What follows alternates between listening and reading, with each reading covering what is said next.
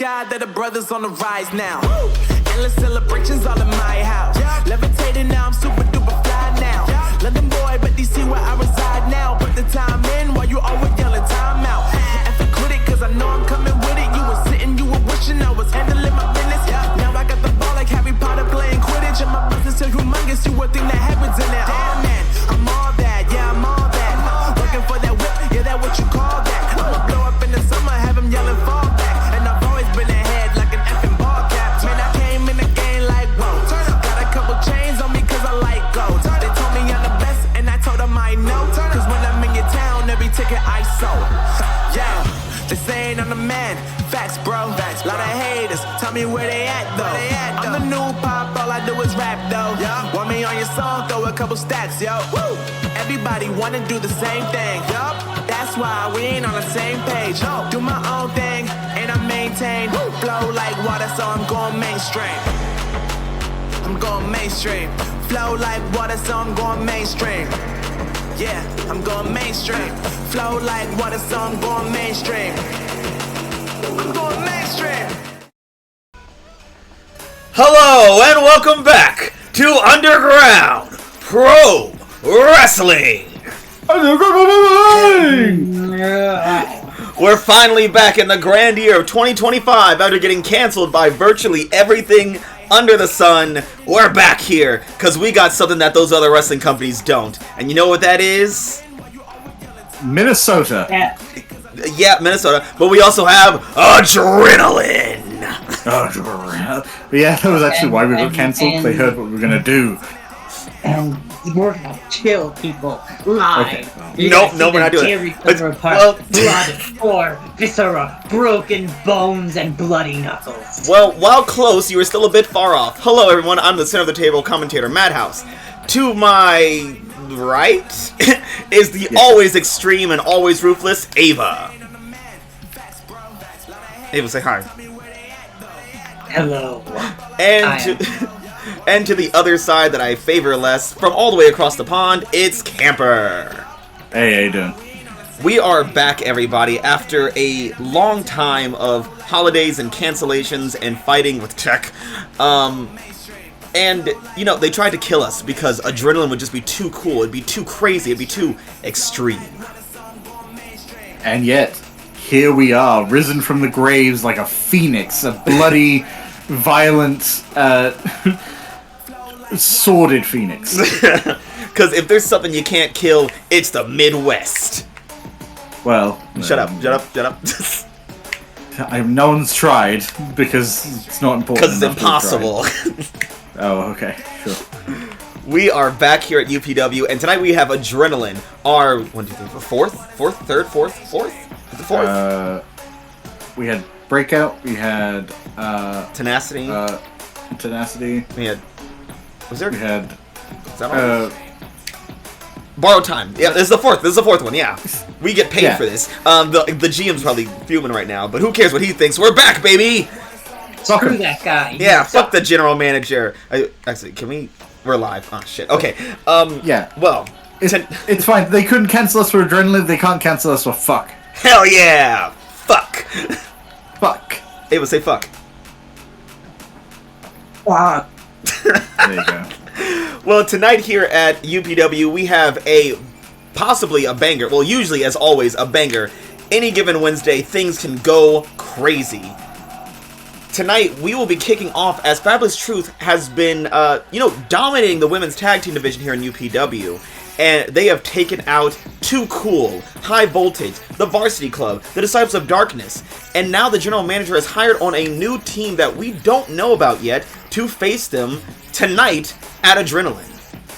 Yeah, I mean, I think everyone at this point is impressed with the Fabulous Truth taking out most of those pairs. Maybe Too Cool's an exception, but it's fine. They take them out, everyone they've stood against, and it's because they are experienced, they have the training, they have the teamwork. I don't really care who the general manager's brought in. They're not going to be able to face off against the Fabulous Truth. Well, I think what we've seen with the Fabulous Truth in the past is they study their opponents, they prepare, and they ask for a lot of chances. This is a team that they have no idea what they're bringing to the table or who they are. They don't have a chance to train. They have to do it right the first time. That's fine. That's exactly what they're going to do. They've been training for this fight their entire lives, and I say that because technically all their training has led up to every single day that they have a match. That's true. Every time that you do something, you're doing it for the last day. Yeah. That's true. Mostly accurate, yeah. Yeah. The fabulous truth is that they are going to win. Well, let's not get ahead of ourselves. They are going to be in an Extreme Rules tag team match against their mystery competitors. So that's... and I guess that's also a big thing. Nearly every match tonight will be Extreme Rules, which means all weapons are legal. There are no countouts, no rope breaks, I don't think. There's no holds barred, basically. Yeah, it's... Exactly. Well, except for one match. Ava, I know. Go ahead and get it out. What's the point of Extreme Rules of it being adrenaline if they're not even gonna do that? Okay, well, sometimes you need a palate cleanser. No. Okay, well, Not there's much of your an answer. argument, but... Well, what Ava's most upset about tonight is that the UPW Men's Championship, which has recently been won by Richie Rivera after he used his borrowed time briefcase to win it off of JT a couple weeks ago, he has kind of fallen to the ire of Mr. Macho, who has challenged him here tonight at Adrenaline. Now, we know at the last match they had, Richie Rivera was victorious, but there are hints that Richie Rivera is being pulled in a... down a dark path by Diamond Diaz, and Mr. Macho wants to do this the clean way, the honorable way, the classic way. The macho way. The macho way, if you will, yes. The boring way. Okay, well, Ava, if you don't want boring, I do have something that interests you. Broken tables and big women. Now, talking. That's right, tonight will be UPW's very first ever Lumberyard match, as we see Ivy, Beretta Stone, and Lead Lunatic take each other on. And it's kind of it's something of an Iron Man match. Essentially, you have to rack up points by putting opponents through tables, and the first person to 2 wins. So we're I'm looking forward to these competitors especially. I feel like Ivy is the brains, Beretta's the brawn, and Lee is the crazy, like, super ego that's hiding behind every brain stem that wants to come out and just choke everything. She is a bit of a finger biter. biter. That's why we love her. But if we're talking about Adrenaline, we cannot ignore the women's world title picture right now, as we have the champion, Rachel Votta, defending against none other than the most extreme person here at UPW, Rhylee Thunder.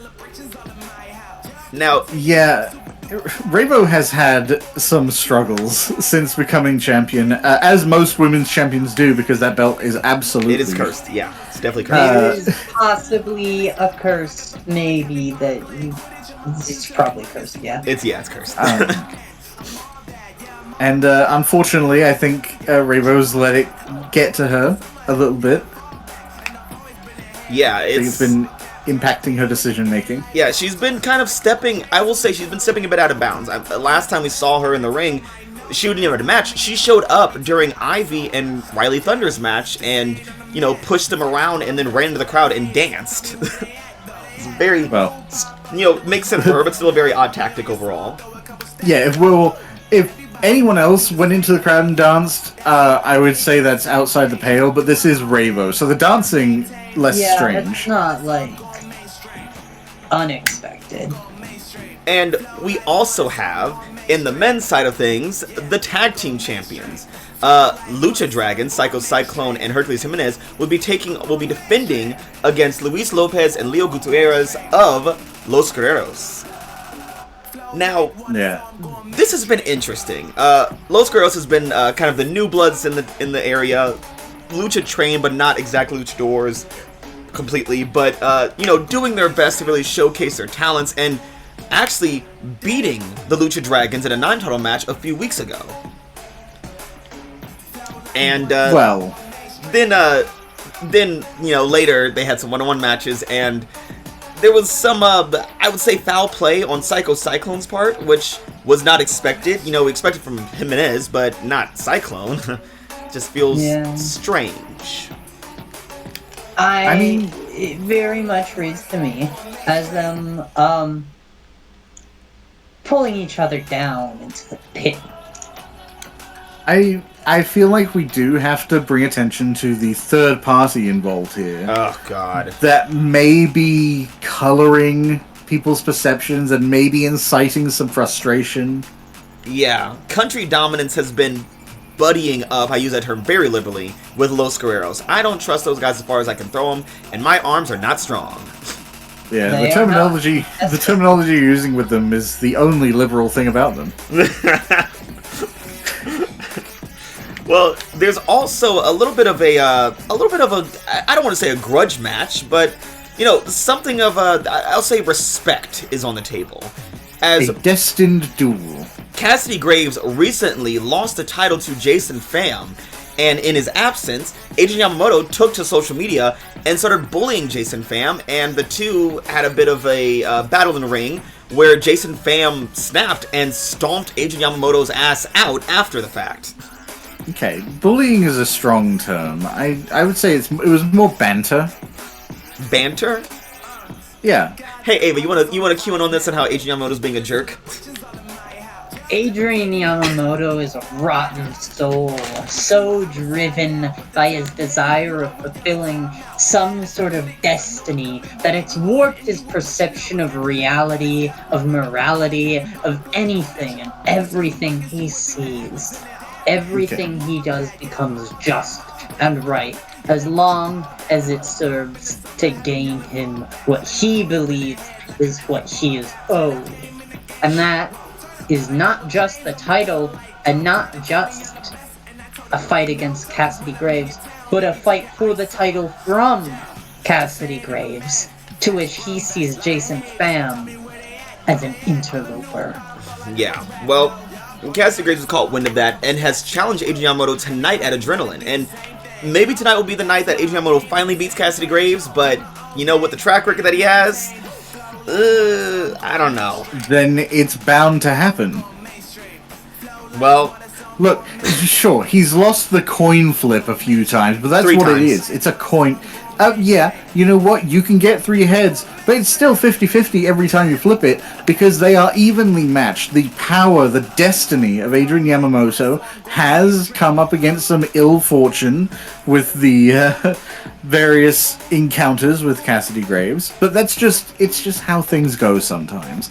But he's gonna whoop the shit out of Cassidy Graves. He's gonna prove he's worthy of that title shot, and he's gonna take another swing at Pham. You know what, Camper? I agree with you. I think Adrian Yamamoto's going to whoop the shit out of Cassidy Graves, as he always does, and somehow Cassidy Graves is going to rise up from the grave and put him in the graveyard shift. Okay, well, look, he has to re-enable the strategy of not drawing blood, and maybe this time actually win. Well, let's talk about the real winner of the UPW World Champion, Jason Pham, who is currently the face of the company, but is being challenged by Big Bad Mike the Reaper Reed, who won this opportunity by winning a Battle Royale against the rest of the World Division. Yeah, I guess that's really my concern here. Mike Reed is an imposing figure when you've got 2 other people to draw his attention away from you.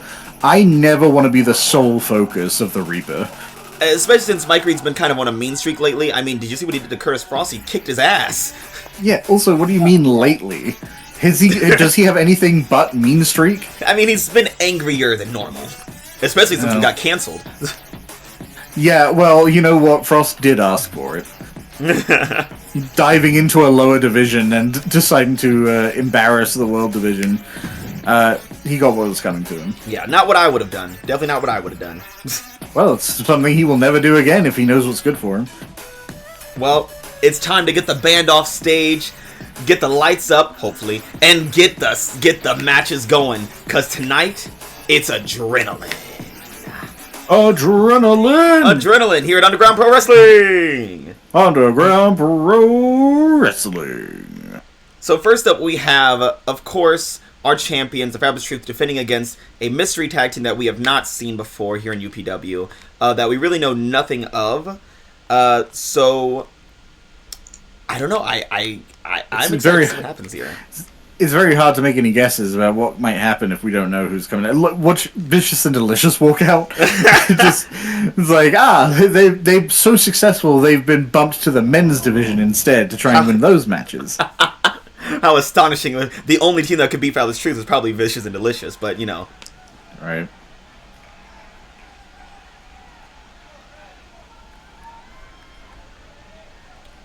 Someone get the light, guys. Yeah, I'm looking. Oh, there it is. Got the light, guys. So, sorry, we have a bunch of extension cords, so we have access to the switches now, just to avoid... Looks like our new tag team's coming out now.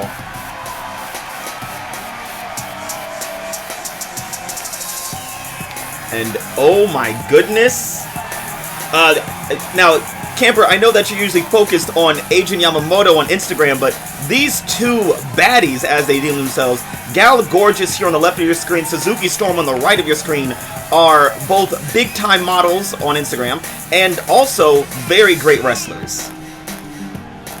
Decent. Both technicians in their own right, with their strength, high-flying ability. You know, in some ways, you would say they're the total package of tag teams. Well, hold on, no, that one's taken, I'm afraid. Oh, I'm sorry, yeah, I can't say that about That them. is a bit of a loaded term in these parts.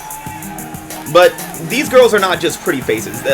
I assume it says in my notes that they are going by Evolution now here in UPW, but they are not something to shrug at. They may be pretty faces, but they're no too cool, that's for sure. Well, they're also up against the Fabulous Truth, so I think Darwin's about to get his ass kicked, alright? He's like, fuck Darwin. Fuck Darwinian. Oh, and here come the champions. Rocking the silver and gold. Oh, and look at their brand new custom side plates. Wow, we got a lot of things after getting canceled, huh? Yeah, we were getting funding the entire time. We just weren't really able to use it. So we've got a bit of a stockpile. Yeah, that Kickstarter really helped us, huh? Yeah.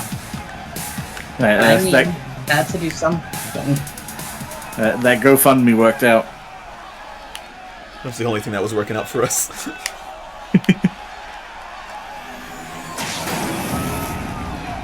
Oh, look at that. Yeah, we see the graphics too, by the way. Don't worry. Is a tag team Extreme Rules match and is for the Underground Pro Wrestling Women's Tag Team Championship. Introducing the challengers, Evolution.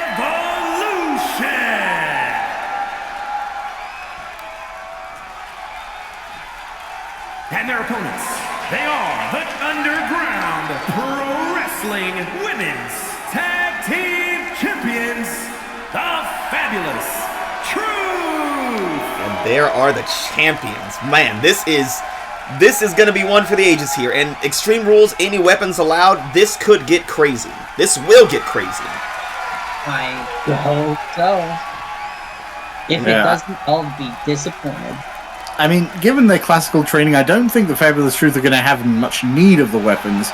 But it is always a good idea to watch out. keep your head in a swivel, just to avoid your head being taken off by a metal baseball bat. Or a chair. Or a kendo stick. Or a chair. Or or a sledgehammer. Any of the myriad things we just launch under this arena. Oh! What? Whoa! Oh my god! What? And Gal Gorgeous grabbing the ref and Amelia's throwing him out of the ring! Okay. Oh my, and just beat the shit out of him! She's punching him! She's punching him! Oh my god! Well, hold on. And then using him as a weapon against the Lord Marie Osborne. I understand this is an Extreme Rules match, but that still has to be one of the rules that you don't attack the ref. I assume she's a little excited with the current matchups. The ref is... Sometimes the ref is a hindrance to what must happen. I mean, these two women are from outside of UPW. They're just showing us that they don't respect UPW right now. I'm sorry, in what division or what contract of any kind is the ref a valid target? That is... I mean, if I had my way... And right now, we're seeing Nikita Pierce give Suzuki Storm the business with a little trifecta suplex. And now Gal Gorgeous... Oh, my goodness! Oh. Big air and a kip up from Gorgeous. Yeah, leaping straight over that hook. That was a pretty impressive amount of air. Yeah, I didn't expect Gal to be the wild card of this tag team, but here we are. Nikita Pierce being launched out of the ring. Suzuki Storm left behind to handle Lori Osborne, targeting those vicious legs of Osborne. Going for a leg drop on outside the ring, but not working out. Nikita managing to reverse it around. Going for the elbow, it looks like. Ooh! Ooh. I'm glad that was shielded from the audience. We would get demonetized. Again. And Suzuki throwing her opponent... Oh, looks like she might be going under the ring. She is! Oh, Pierce is moving around to help her teammate, it looks like. And she's got a... Is that a kendo stick? Oh! Took too long to use it, though. Yep, excellent awareness from Pierce, keeping an eye on Osborne, making sure that she doesn't get into a much worse position. And look at Osborne now in a much more advantageous position. Off Irish whip and... Ooh! Kick! Oh! Oh, right to the chest and... Oh my god, across the chin! Right in the neck. That looked like it was straight to the throat. Oh, Gorge's having to roll out to get some time. Now she's looking under the ring. Osborne waiting patiently. Oh! The crowd chanting her tables. Oh! Hitting the table with her fist and then her face. What they're gonna get. Unfortunately deflected that punch with the table, and then discarding the table, I guess done with that as a shield. Look at Nikita, always aware, turning. Oh, but too slow! Larry just knocks her at least ass. she saw the fist coming. Oh, what was like a rolling cutter or something like that? Ah, that was beautiful. Oh! Ouch! I thought she was going to the ring. Nope. Went right into the steps. Oh, look at those kicks from Gal Gorgeous now. Oh, and nasty blow to the back of the head. And Storm and Pierce just struggling against each other, each one trying to find dominance. Yep, a solid back and forth. Oh my goodness! Now the striking ability from Suzuki. Get your head out of the camera! Wow. My goodness! Get those people down. Why are they even here? How'd they get in? You know what? I miss when... who was it who jumped over the ring and started punching the competitors? Oh, it was too cool! It was too cool, yeah. Yeah, maybe they had a point. I'm not gonna... Oh, the kendo stick is back. Oh, and now it's getting some blood. Oh, and off the back of Nikita Cracking Pierce. across Osborne's spine. Oh, and now Gal Gorgeous under the ring again. With a hammer. Oh, no. Oh, look at that. Insult to injury against Pierce. Oh, but she rolls to awareness. She managed to disarm both her opponents. Unfortunately, there are still two of them. And Lori is unresponsive on the other side of the ring. And, ooh, throwback. Yep, Osborne unfortunately leaving her teammate to face off two fairly skilled opponents and with weapons in the area. Lori jogging her way over. Well, that's jog is a very generous term for that. Center of form. Elbows right to the back of the head, though. Oh, now she's got a hammer and... Oh, ooh. Suzuki rolls! Oh, but not that one! Ooh. Oh, but look at Gal wrapping up Nikita Pierce. Meanwhile, Suzuki's taking a sledgehammer right to the arms. Yeah, this is when you help your teammate. Unless she can help herself. Oh, Osborne tripping over the table that's been left discarded. Uh-oh, the sledgehammer's back. Oh, and to the ankle! Oh my god! I stubbed my toe and I feel like I ran into the 9th layer of hell. I couldn't imagine what that feels like. Oh, I don't know how we're not hearing snapping and cracking from over here. And, oh! And right now, Evolution is using the outside of the ring to their absolute advantage. And also very quick to help each other out now. Oh, what the hell? What was that? A combat roll what underneath. What the fuck was that? I think Suzuki Storm has been playing some Dark Souls. She's like a fucking monsoon. She's a fucking tornado moving around. And now the double team, caught between blows and grapples. Lori again, unresponsive on the other side of the ring. As always, the team has to finish with a pinfall or submission inside the ring, which looks like Suzuki Storm's going to try for now. It looks like Evolution has marked Nikita Pierce as their more challenging enemy, throwing all their teamwork behind beating her down and then just trying to put Osborne down long enough to go back and team up again. But here they are. They've decided, no, they're gonna share some of that teamwork with Osborne. Oh, did you see? Holding her back and then clocking her in the face. Schoolyard bully tactics. No one said they were nice girls. Or a headbutt to the back of the head and then just launching her. Looks like Nikita Pierce is finally awake and Gal Gorgeous is going in to meet her. Nikita rolling to make some distance. Oh, but it's not paying off. Say what you will about Evolution. I have a lot to say about Evolution, but they are aware of the arena. They're aware of the ring. Oh. They're aware of their opponents. Going for the first pin attempt tonight. Will it be enough? I mean, Nikita's taking Osborne a lot of damage. doesn't look like she's in a state to help. Oh, kick out at 2. Gal Gorgeous immediately looking frustrated. She thought that would have been it. Osborne managing to disarm Storm. Oh, Storm quick to hip toss her though. Back of her leg slamming against those steps. Now we got another struggle with Nikita and Gal inside. Oh, beautiful elbow to the jaw.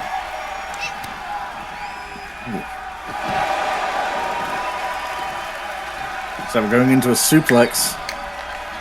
Oh no! Oh my goodness! Into the armbar! We like that. Storm currently distracted with Osborne. Oh, and now Nikita not letting go of that arm, now whipping it into something else.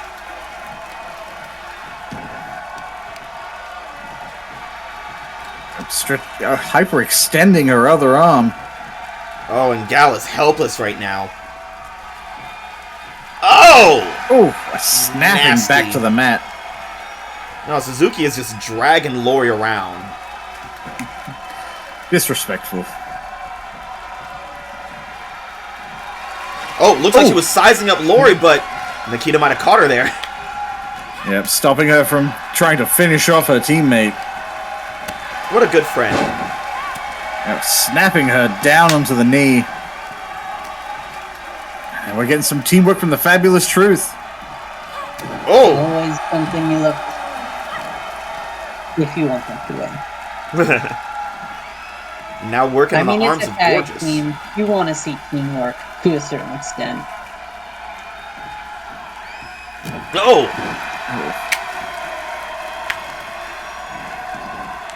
Now, Fabulous Truth. Now, this is the Fabulous Truth that we're used to seeing. On top of it, picking apart the opponent, working together again in unison. Yep. Here's showing the same awareness that Evolution was earlier, realizing Storm was getting up, going out and intercepting her before she could rejoin her teammate in the ring. Oh, Gal Gorgeous in the corner. Lori with a knee. Oh, Oof. flying knee. Now Storm Lori looks back like in she's the heading ring. out. What's she gonna do? Here's following her target. Oh. Beautiful German suplex into a pin. Oh! Ooh. Oh, what a unique pin. Bridge. Can Oh. we tap out? Yes, we can. Yeah, breaking out at 2. Ooh. Oh! Managing to counter Nikita Pierce and then just taking a kendo stick to the brain. Uh-oh. Uh-oh. Oh, we've seen that in women before. Let's see if it will happen again. Oh, it looks like Nikita was ready to... Oh, no! Uh-oh. A little bit of poor planning there. They didn't coordinate there, and now you can see them arguing. Oh, that's not good. Yeah, unfortunately, causing the breakout herself. Wrong pay-per-view, camper.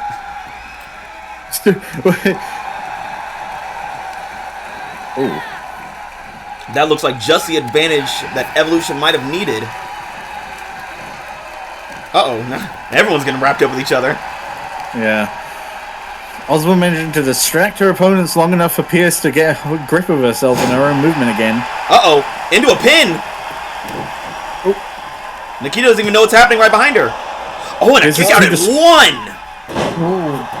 Yeah, say what you will about Osborne, she can take a beating. I mean, I guess that's why they started targeting Nikita.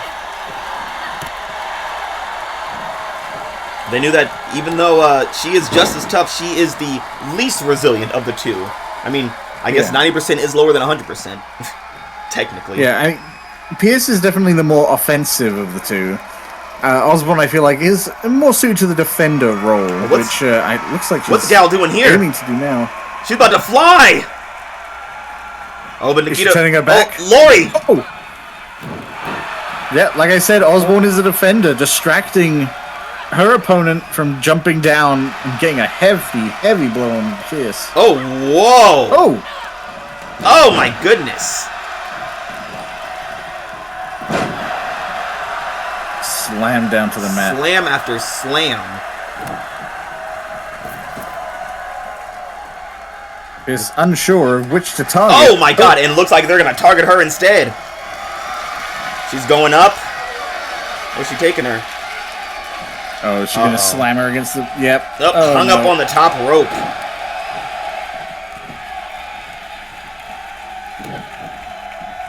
Now what's Gal Gorgeous going to go for here? Just stomping her down. It's showing she's rather ruthless.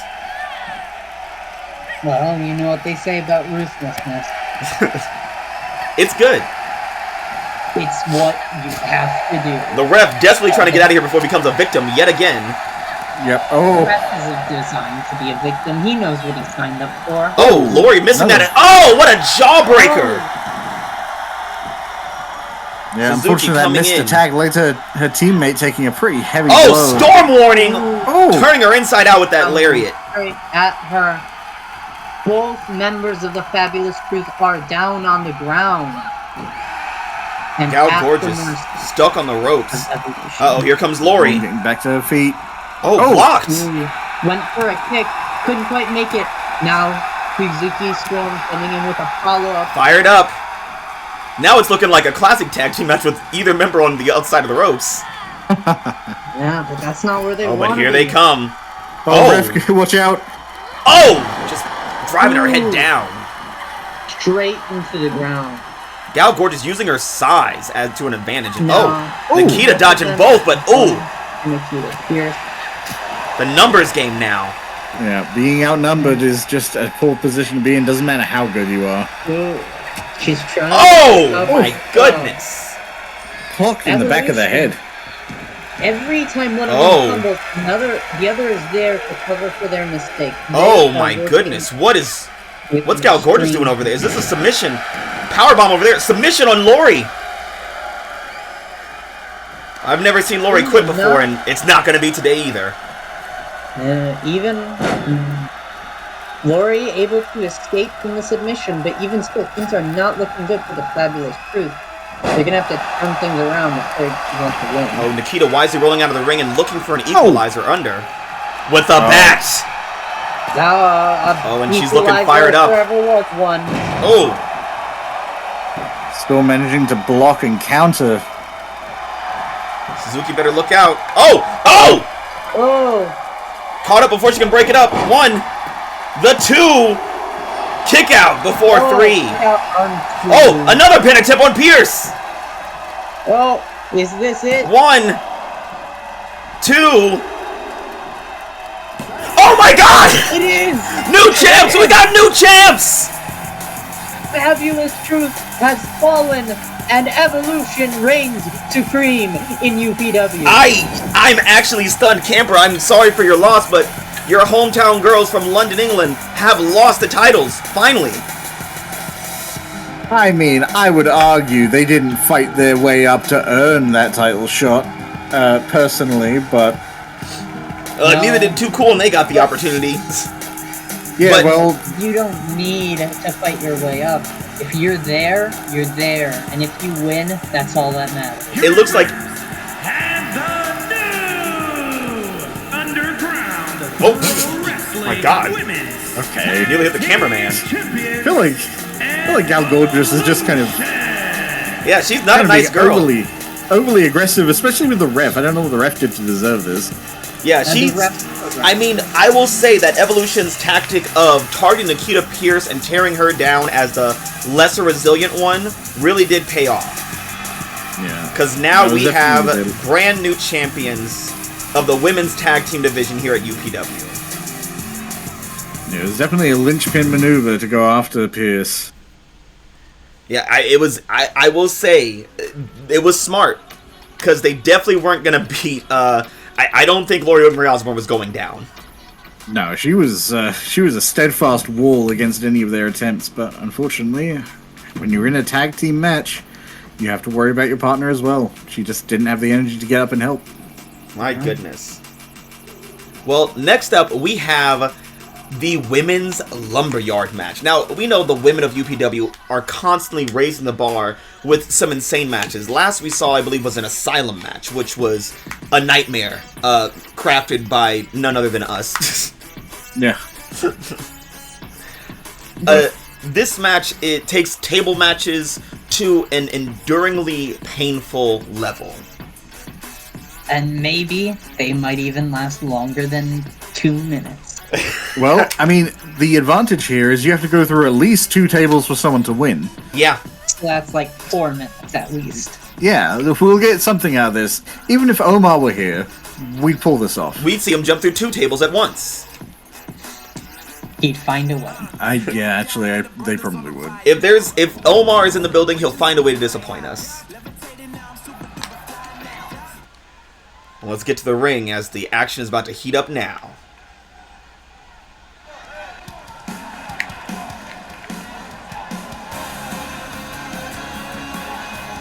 The following is a triple threat tables match. Making her way to the ring from Sioux Falls, South Dakota, Ivy. And there we are, the brain and brawn of the women's division. Ivy is, she is intelligent. We know her for her strategies, we know her for her critical thinking, for her planning, and also her power. She is nothing to shrug at. I mean, look at the size of her. Yeah, and she's gonna need that power. When you're dealing with Beretta Stone and you're dealing with Lee the Lunatic, both your strength and your mind are going to be tested. Luckily, she comes with plenty of both. Now, I don't know what strategy you could come up with, one in a triple threat match, let alone a lumberyard match where everyone's trying to put you through a table. Going through one table can be career-ending if done devastatingly enough. I mean, partly the smart move here may be let Lee and Beretta wear each other out and try and avoid them as long as possible. And then go in for a nice shot on the table. Oh, man. And her opponents, first from Phoenix, Arizona, the bombshell, Beretta Stone. And there she is. Now, this is a woman to behold, the bombshell.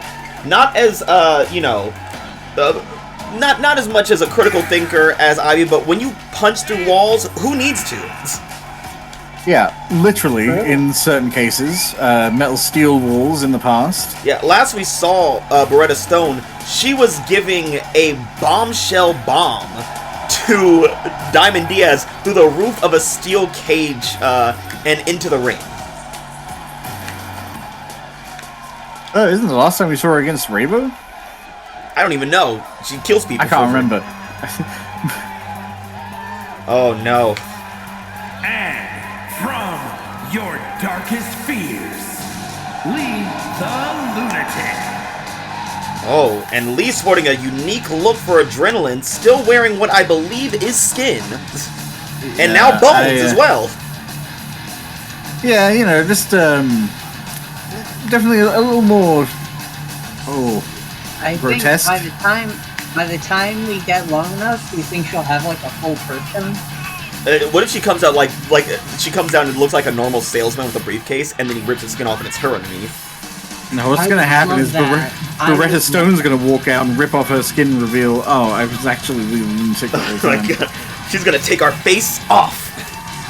She's gonna take our face off. Now, Lee Lunatic obviously engulfed in intrigue and rage and excitement for this match, but I don't know if she even cares about winning. I think she just wants to be involved in the pain, whether she's giving it or taking it. Yeah, she just wants to be included. She likes to belong. Well, she belongs in a sanitarium, but they've been closed for a while now, unfortunately. And immediately, Beretta Stone and Ivy going after each other, and oh my goodness, starting off the match? Trying to get Ivy out early, and Lee just enjoying it. The bombshell! Oh my goodness. That could end Ivy immediately, and oh my god, Beretta Stone immediately. Beretta bouncing from opponent to opponent like she's skipping across a lake. You see how she just watched Lee fall? She knew how hard she hit her there. Yeah, she knew exactly where Lee was going to go down. Maybe she's picking up some of Ivy's tendency for thinking things ahead. Very smart, Beretta Stone, taking out Ivy and then targeting another opponent. Ivy trying to hype herself up back on the outside, it looks like. Oh! It almost looked like she was trying to use Lee as a weapon against Ivy. Dodging that kick? Ivy's kick! Whoa! Beretta Stone is on fire tonight! And still moving to get Lee! Launching her into the... and dodging under that! Oh my goodness! Oh, but getting up just a little too slow. But I don't... honestly, nothing is going to make me unimpressed with Beretta Stone's actions during the rest of this match. Because the beginning was so impressive. Starting off with a bombshell and then dispatching both of her opponents with such efficiency. Oh, and even backing up. Oh, no. Lee went down Ivy. I mean, as soon as she sees the opening, Beretta Stone is playing this tactically. Oh my god! And Beretta Stone really showcasing her power here. Oh, Ivy finally getting those kicks off. Oh! Really getting some wind up there with that punch, and oh, Ivy lead! Oh my. Seeing signature moves left and right. These two women, these three women did not come to play. I guess these two women and the enigma that is Lee. They came here to kill, and I couldn't be happier. Yes, these two women and this one monster. Now Ivy in the most advantageous position. She's got to get a table though to put someone through it.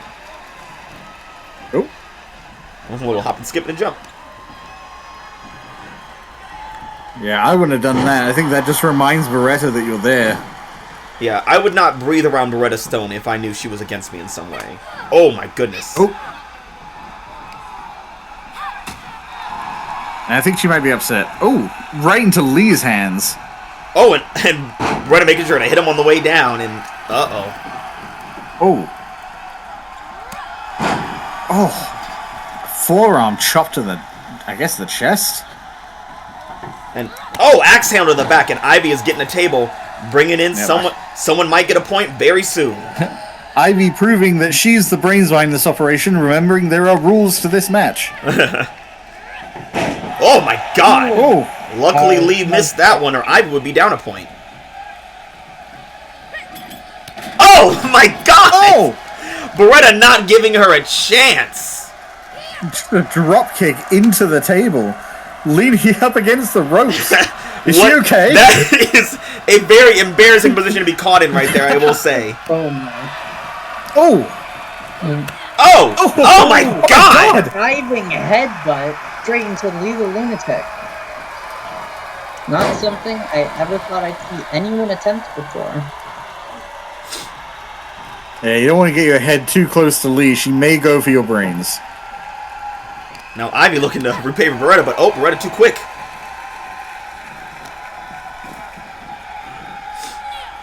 Oh.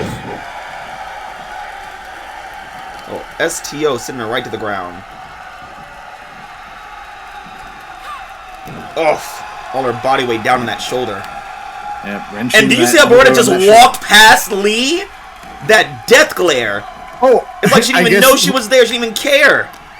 Maybe she was letting Lee believe that she was leaving Ivy for her, but then went for the back. Lee did not appreciate that. Oh, table's coming down. Uh-oh. Oh! Oh! Beretta Stone trying to escape from the ring. Very smart. Take some time for yourself. Take some time to recover before you get put through some wood. Ivy going after the table again. The one-person focus with ending this. Pulling out from between the ropes. They're throwing it at Lee, but Lee just kicking right through it. I mean, I had high hopes for Ivy here, but she looks pretty outclassed right about now. If your foot phases through the table, do you lose that point? We have a strict pro ghost policy, so no, you do not. It has to break.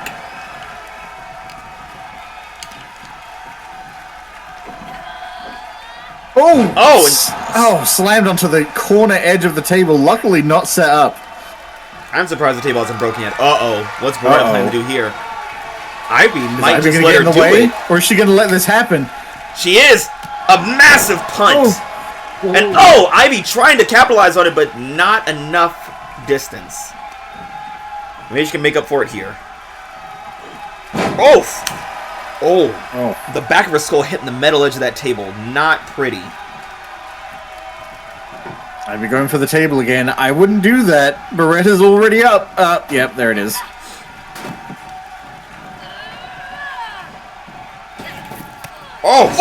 Jeez. Jesus. Now Lee going for the table. Beretta not letting anyone take a chance with that table. Lee. Whoa. Throwing Beretta head over heels. I think Beretta Stone has decided this is not a tables match. Yeah. Lee might think differently. Yeah, for Lee, every match is a tables match. And that table's got a big crack right in the front of it, if you could see that. Beretta might be... she's breaking out of it. She saw what was coming. Well... Beretta Stone, Ivy maybe looking to take advantage of this table. Yep, Ivy did bring in the second table as well. Ivy taking out Lee so she can't get in the way. Beretta relaxing in a very dangerous position. This might be it for Lee. Is she going over? She sent her to the front instead. Hit the ground so hard the table fell down. Yeah, unfortunately, didn't break in half. Now Beretta setting up the table. That table is primed to break. Running at her, not a good idea. Here it comes. Tripping up on the table. I think the locks on that table's legs are a little weak. Yeah, they hit the back of it pretty hard, so it's not setting up the greatest. Nope. Lee giving Beretta Stone a little bit of vengeance for interrupting so many of. Now that table's gonna break a lot easier when it's set up, girls. Yeah, I think she was just jamming her onto the laid down metal legs. Maybe not letting Lee set up her table. Lee using her weight to fight against Ivy's strength there. Or is this a submission? Is it a bear hug? Yeah, it looks like a bear hug to me. Well, while they're distracted, Beretta has all the time in the world to set up a table. And, just beating them with the table. Oh, my God. God. Oh, my God. Just dropping it on Lee. Going for the other table instead. Why use one that's really firm when you have one ready to break right there? Oh my God! My God! We might get our first point here if... but Ivy rolls out. No. Very smart. I thought Rivera was about to throw herself onto that table. Taking a page out of the Book of Omar there. Yep, maybe the Book of Omar you leave in the trash. Beretta determined to put someone through that table. Beretta reminding Ivy where the tables are. Now Beretta in escaping the ring. Lee. She is fast, isn't she? Yeah, she's fast. She's determined. Oh, and Lee knocking down the table before Beretta can use it. I know that's aggravating the bombshell. Yeah, I don't think that was a strategy. I don't think Lee is capable of strategy, but... Uh-oh. She is capable of a choke bomb, though. Or, a choking STO. Yeah, straight onto the table corner again. Again, they know they gotta go to the tables, they just don't know how. Now making a little bit of a truce to pick up some tables, and are they gonna have a war here? Realizing both of them have the same idea. Oh, yes. Everything's coming back to me now. Here it is. A nice poisoned kick. But Beretta's still quick to her feet. Yeah, I hope Lee's ready. Oh, she was not. She is not. Catching her in the air, slamming her onto her swinging back. around like a child.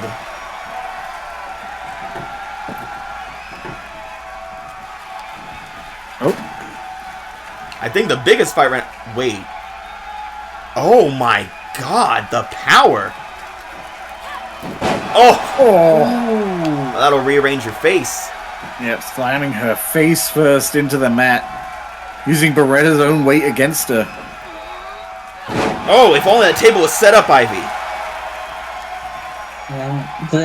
I think she heard me. One flaw in everyone's plan so far seems to be the lack of a table that is actually set up.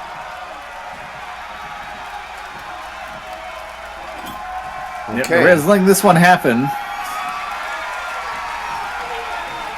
Beretta pacing. I don't know what she's doing. Is she trying to get to that table over there? Oh, knocking down the table again. Maybe she was repositioned to get a better angle with the table kind of blocking her off. Now Ivy is just hammering off on Lee and... Beretta catching her. Unfortunately, cornering herself between her two opponents. Yeah, I would let them handle each other first.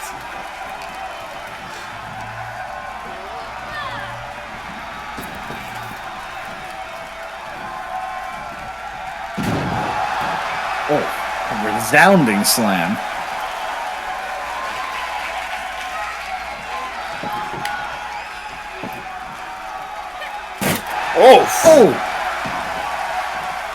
Finally, someone other than Beretta using the table as the weapon it is. Okay. Lee has the table set up. Can someone go into it? Let's find out. No, she's throwing her away from it. Whoa. Okay, I was going to say, I don't want to be Ivy in this situation. And now Beretta throwing Lee out to the apron. I don't know if there's a good situation to be Ivy in. Beretta thinking of what she wants to do most. This might be a good move. Getting Lee out of the way gives her time to focus on Ivy. And prevents Ivy from having somebody near her to put through a table, other than herself. You know, if they put themselves to a table, who gets the point? Well, that's a good question. Omar lost a match, but that was because it was just the first to go through a table.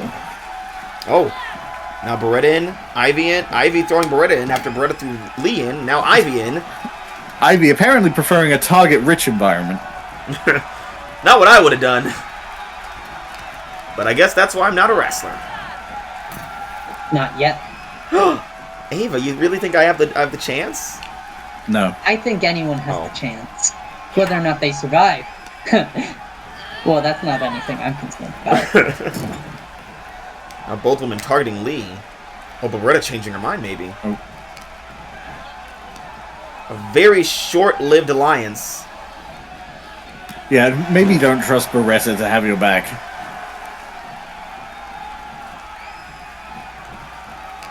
That table is primed and ready, and they are just ignoring it.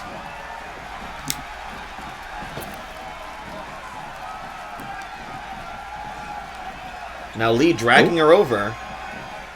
Looks like Lee's actually the only one trying to take advantage of this opportunity. Beretta trying to catch Lee, but it might be too late. Lee's got her in a suplex position. And... first point for Lee, the Lunatic. Through the table. Beretta now seems to be awake and alert of what they're supposed to be doing here. Lee immediately going to pick off Ivy even more. Very smart. Target someone who's already in pain. And someone who's already gone through one table. Oh. Beretta, meanwhile, prepping up table number 2. Beretta finally getting her head in the game, thinking about the tables. And taking this time, because there's no table near them right now. And I think Lee may have lost her cohesive mind when she put someone through a table. Yeah, the bloodlust is in her now. Yeah. Yeah, the blood's taking control. And Beretta just watching it. She's letting it happen. No worries for her. Well, I mean, yeah, she's not in under threat. She has the table right next to and her, look so at the Lee opportunity's mocking waiting. Ivy. Hearing her on. Oh, into the steps. Lee is completely fixated on Ivy, giving Beretta all the time in the world to recover. If I were Beretta right now, I think I'd be setting up multiple tables, but then I guess that would leave openings for your opponents to get a few hits of their own. Ivy trying to fire herself back up. They seem to be very focused on each other. Ivy is getting a bit of a comeback. See how long that lasts. Even flexing to remind Lee of her place. And now Beretta. flexing in front of Lee. Yep. Beretta, however, has lost her patience. Oh, a little team up from the two powerhouses, and oh my goodness! Just backhand chopping Lee. And Beretta just walking away. You know, I guess it makes sense. Lee is technically in the lead right now. Beretta now getting a second table set up. Now, this is the interesting thing. The tables don't have to be set up in the ring. They could be anywhere in this arena, as long as you're going through it. Hell, That if is they true. find wherever we are in our pocket dimension and put it through our table, it still counts. Oh, setting up in the corner, too. Not a bad move. Multiple options, multiple directions. Yeah. But Ivy and Lee Multiple are ways in to kill a your foes. intense heat right now. Oh, Ivy's decided to refocus. Now our eyes on Beretta. Oh, is Lee... No, looks like I was calling for Lee's help, but Lee said no. Yeah, I don't know if you'd want to work with the Lunatic. I don't know if you want to work against Beretta Stone. Oh. Beretta doing the reasonable thing, putting her opponents back in the ring where she can actually take advantage of those tables she set up. Or maybe just getting rid of Ivy. I mean, Lee is the lead. It would be smart to get her out of the way so that she can't stay in the lead. Uh-oh. Oh, right into the steps! Oh, head just barely missing those steps, but I don't think the ground felt any better.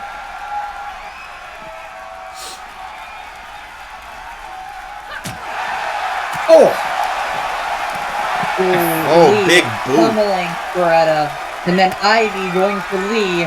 No one is safe here. No one is protected. Oh, holding her up like that. That is a lot of strength. That's a whole lot of woman holding a whole lot of woman. And bringing her down. A whole lot of women holding a whole lot of crazy. As Shania I said, don't see a difference. Shania Twain said, "Let's go, girls." Uh-oh. Beretta wisely sidestepping that. Looking to take things to Ivy, bringing it full circle. Getting a few hooks to the gut. Oh, what's she going for here? Oh no. Is she gonna go back or forward? Oh! Back. Ooh. Almost slammed her on top of Lee. Unfortunately, Lee is not a table. Yeah, she only has 2 legs. How If many someone legs starts- does a table need? Technically only 2, if they're large. I mean, Lee's pretty big.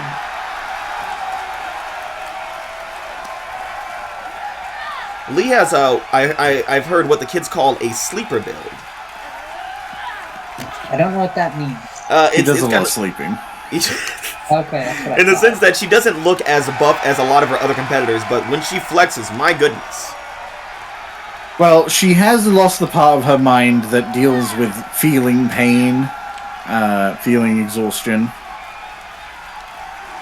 Beretta spoiled for options. Oh, Taunting Ivy in her face and then catching her. Lining both opponents up there.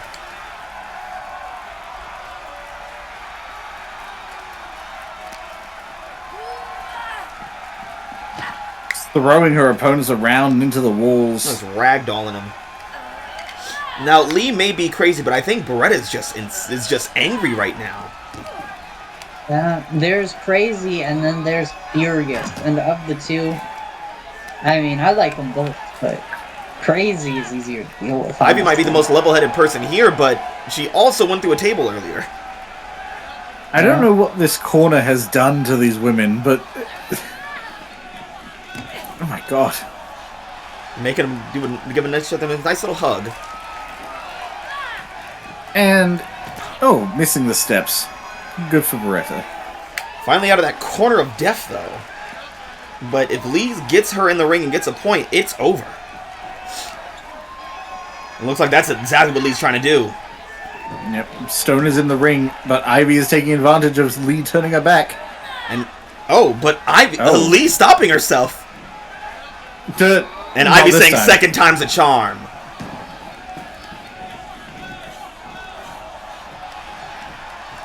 Now, is Ivy going to let Beretta Stone take advantage of this opportunity? Let's find out. She's trying to... Leah's really fighting back. Yep, couldn't even manage to get off her position. I mean, if Beretta Stone got a point, that would still be a benefit for Ivy, because, it's 1 point not for Lee. Yep, one less table for Lee to take advantage of. Oh. Uh-oh. Now Ivy on the table again. Ooh, things are looking not good. Backing up. He knows what's coming. And she is this going to be a power bomb through the table? It is! It's going down! Oh! And Ivy has gone through the table a second time. If Beretta or Lee get another point, it's over. Ivy is in the shitter right now.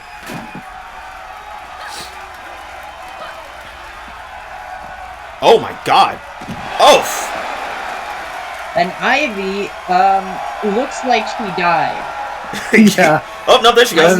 It's okay. You're right. I know she didn't, but it looks like she did. Oh, Beretta powering through there. Ivy trying to pull herself back together, but Beretta saying no. Yeah, they are fighting over this table, but there is still a table set up in the corner. Oh! Ooh. I always love these big hooks from Stone, but Lee saw that one coming.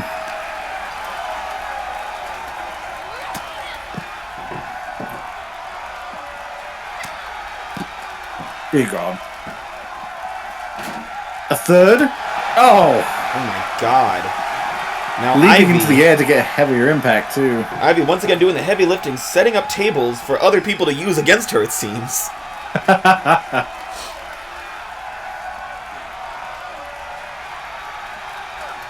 Ivy looks like she's kind of confused. She might have a concussion over there. I wouldn't doubt it. What just happened to Lee? I think Beretta threw her, hit her, something. She stumbled back quite a bit, and now Beretta's got a table. Looks like she's planning to bring that one in. Yeah, Ivy has apparently passed out standing. Oh, Beretta slipping away from Lee there. Yeah, Ivy, there looks like they don't care about her anymore. Oh, Ivy's awake. Yeah, she may have forgotten what she was doing. Oh my god, eating that big arcing hook from Beretta Stone, though, might have woken her up. She can get a medical check when the match is done. Oh! Those bombshell hooks are nasty work. That'll knock your lung out of your spine. My god. Beretta setting up another table. Who's gonna go through this one? It might be Ivy. It's looking like Ivy's about to take a third. Oh, there it is! And she knows, and Beretta's Pham is our winner. Oh, God. The Ivy. Bombshell. Ivy eating 3 tables back to back to back. Starting off with a bombshell was horror enough. This was not her night. Oh. A powerbomb and then whatever this was, Beretta just fucking took her for a ride. Well, that was insane to say the least. Yeah, it's oh, Ivy. Oh, poor Ivy. My God. Can we get maybe maybe a medical I'm seeing check in here? our medical people run to the ring now. I'm worried for her everything. My God, you think she's okay? Is she gonna die? No, she went through a table not once, not twice, but 3 times. Oh, Yeah, man. and that's PW. She's probably the closest to dead as we've ever got. that's also ignoring all the pain that she went through. The first minute and a half of that match, no one was even touching the tables. Yeah, she started off the match by taking a bombshell from Beretta Stone. Oh God. Well, that didn't go super well for Ivy. It was looking pretty rough for Beretta Stone there too, with Lee taking the first point. But I mean, you just cannot carve your way out of stone, it seems, once she's really got herself going. Also, I feel like we should draw, again, I know we mentioned it at the time, special attention to Beretta Stone during the beginning of that match, bouncing back and forth between her opponents, dodging incoming strikes. She was ready for that fight. She was electric tonight. And she was everything that we've come to love her for, and so much more. Yeah, I am astonished by Beretta Stone. That was a fantastic showcase by the bombshell. Wow. Well, trying to cool down from that, we have a nice little palate cleanser. Isn't that great, Ava? No. Okay. Well, next up we have Richie Rivera, the current and rather new men's champion, who will be defending his title against Mr. Macho. Now, Richie Rivera is kind of how do I put this? A superhero nerd, I guess the best way to put it.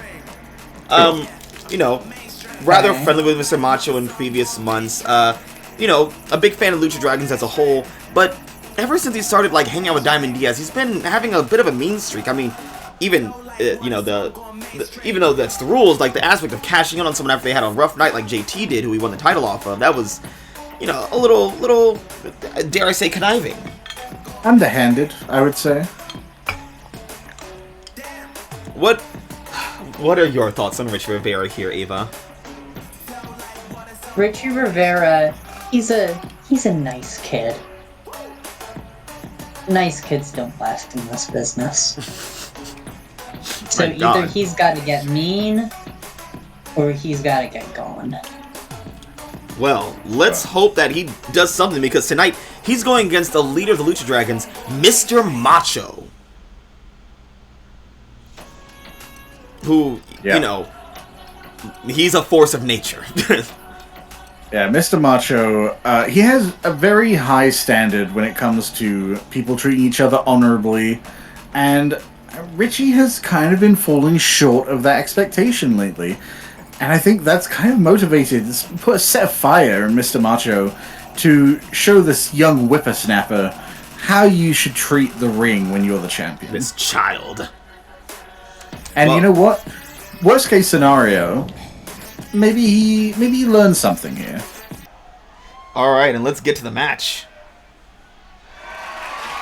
I'm excited for this one. Out of the Ghost. It's a title match, and that means the Ghost because he doesn't care about winning. The Ghost gets scared when there's too many people in the ring. Oh, there it goes. Yep. See, someone's coming, so he ran away. And there he is, the leader of the Lucha Dragons. You know, not the title that you'd want given how the Lucha Dragons have been acting lately, but he's still there, Mr. Macho. Yeah. Yep, the man himself. I have to say, if the Lucha Dragons are operating the way they are, what does that say about Mr. Macho? Oh, come on, Ava. Mr. Macho is... Listen, he is probably the glue that's still holding that family together. Yeah, the glue and the gluteus maximus. Have you seen those? Look at that. Oh my goodness. That's a lot of man. I will not be swayed by Nano. What about Man Booba? Maybe. No matter what direction you see Mr. Macho coming or going, there is a lot of man to deal with. And look at him basking in the uproar, the cheers. Mr. Macho is probably happier than anyone to be back in front of the UPW audience. It's been a long time away. Now, if only he was sticking to the theme. Sometimes I hope the hat stays on. I know it's not practical, but it'd be cool.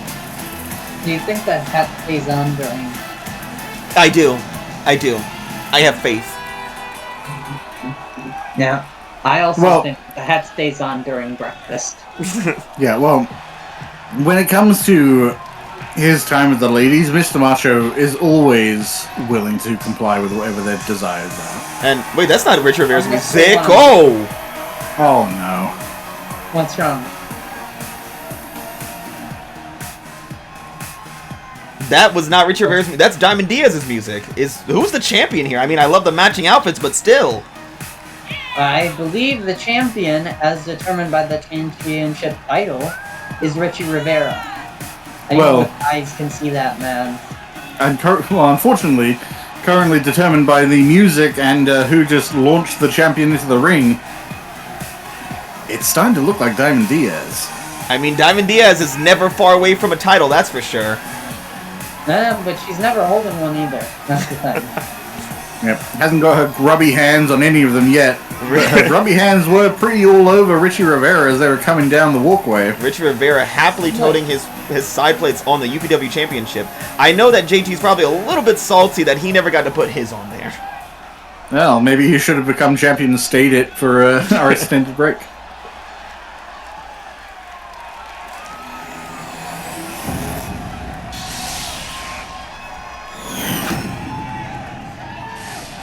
Introducing the challenger from Guatemala City, Guatemala, weighing in at 275 pounds, Mr. Macho. That is a mountain to overcome. And Richie Rivera From has Madison, Wisconsin, weighing in at 210 pounds, he is the Underground Pro Wrestling Men's Champion, Richie the Wonder Kid Rivera. Now, this is a different outfit we've seen Richie in. Is this also Diaz's doing? I don't know. Lots of people come in during the pay-per-views with different outfits. It's a big occasion. They want to wear something. Yeah, but special. last time we saw him dressed as a Power Ranger. This time he's, looks like he's part of the Hellfire Club. Well, he currently is missing 90% of his shirt. Is that a problem? No. Well, no, I think people should commit. Mr. Macho there, no shirt at all, because he knows what he's packing, he's proud of it. Rivera's just I think- sleeves. Richie Rivera appears to be ashamed of his shoulders. Maybe they're not very good shoulders. Well, here we go. Rich Rivera, quick. Oh, Macho with a quick dodge there, though. Oh, right to the back of the head. Clocked in the back of the skull. Oh, and now he's got him up. Oh, my God. Great. Wrenching his Nose, eyes, chin eyebrows. across those Jesus. ropes. And quickly into a submission there. Mr. Macho looking to put this one away quick.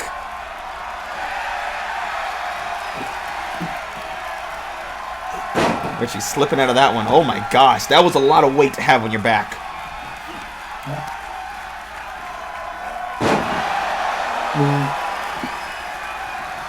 I mean, this isn't Rich's first time going up against a bigger opponent. He certainly knows his craft. That is true, though. Usually Richie has someone else to distract his opponent. He What hasn't does that done. mean? Well, he hasn't usually tended to take on these heavier opponents solo. Yeah, we haven't seen many solo opportunities from Richie Rivera. Well, we're seeing one now. And the ones that we did see him in, the night that he actually won the championship, my God! The night that he won the championship, he was beaten to a bloody pulp, but still somehow pulled out the victory. I've heard that's what people like from Rivera. They like seeing him in pain and suffering and failing and struggling, but still somehow just barely succeeding. And you see how Macho's just shrugging off these kicks. It's like the honor within him is just powering through the pain. An absolute tank of a man.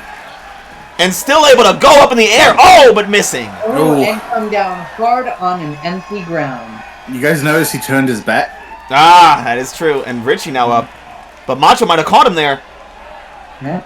Oh, slamming power right slam. back down to the ground. Oof. Now, historically, this has been a really poor moment for Richie. If he's able to stay on his feet, keep moving, he's okay. But the second he gets put down, he doesn't tend to come back very well. But maybe he's going to counter that thought right now. Yeah, Richie Rivera not really known for being able to gain back momentum. Yeah, Richie Rivera, he's fast, he is dynamic, and he is hella resilient. But Macho is all of that and more, with all the experience, too. Come on, Richie. Mr. Macho can a flex and you're gone. You're too light for that. You gotta wear him down way more. Sorry, I'm speaking directly to Rivera here. I understand he can't actually... Rivera going for a flight. Suicide dive misses! Oh! Living up to its namesake. And pay for it. Now Mr. Macho. Oh! A big jumping knee onto the face. Yeah, just a reminder from that count out, this is not an Extreme Rules match. It is an exception tonight. They do have to get back in the ring. There are rules, unfortunately. A nice hip toss and then elbow right to the shoulder. Those shameful, shameful shoulders. Those dirty, disgusting shoulders. What's wrong with his shoulders? I don't know. Obviously, I don't know. Diamond Diaz doesn't improve. Yeah, that is all he's covering right now is his arms and shoulders. Right now, Mr. Macho has been in absolute control of this match. If your friends don't like a part of your body, cover them up. And to leap over Macho, and retake control of that grapple. Match up to 4. Richie Rivera finally getting a little bit of a head in this match. Oh my God! So much force, he nearly went through the apron there. Yeah, a little twist in space-time. He's that fast. Oh! Is Richie looking for a count-out victory here? That is not the most honorable way to win, I'll say. No, but he is the champion. Honor. Now he has champion's advantage, that's right. Look, he wouldn't lose the title. If Mr. Macho isn't good enough to get back in that ring before a 10 count, then he's not good enough to win. Now, I don't know if the audience obviously couldn't see it because the cameramans hate themselves, but Diamond Diaz was just in the corner over here in Rich Rivera's corner, chanting for him to leave Macho out, but Rich Rivera dragged him back in. It seems that they're not quite agreeing on the methods to win by. I think that's right now, Diamond Diaz is just a member of the crowd. Richie doesn't have to give her any attention at all. I think old habits die hard. Richie Rivera has always valued honor, has always valued heroes. In fact, he admires, or at least he did admire, Mr. Macho.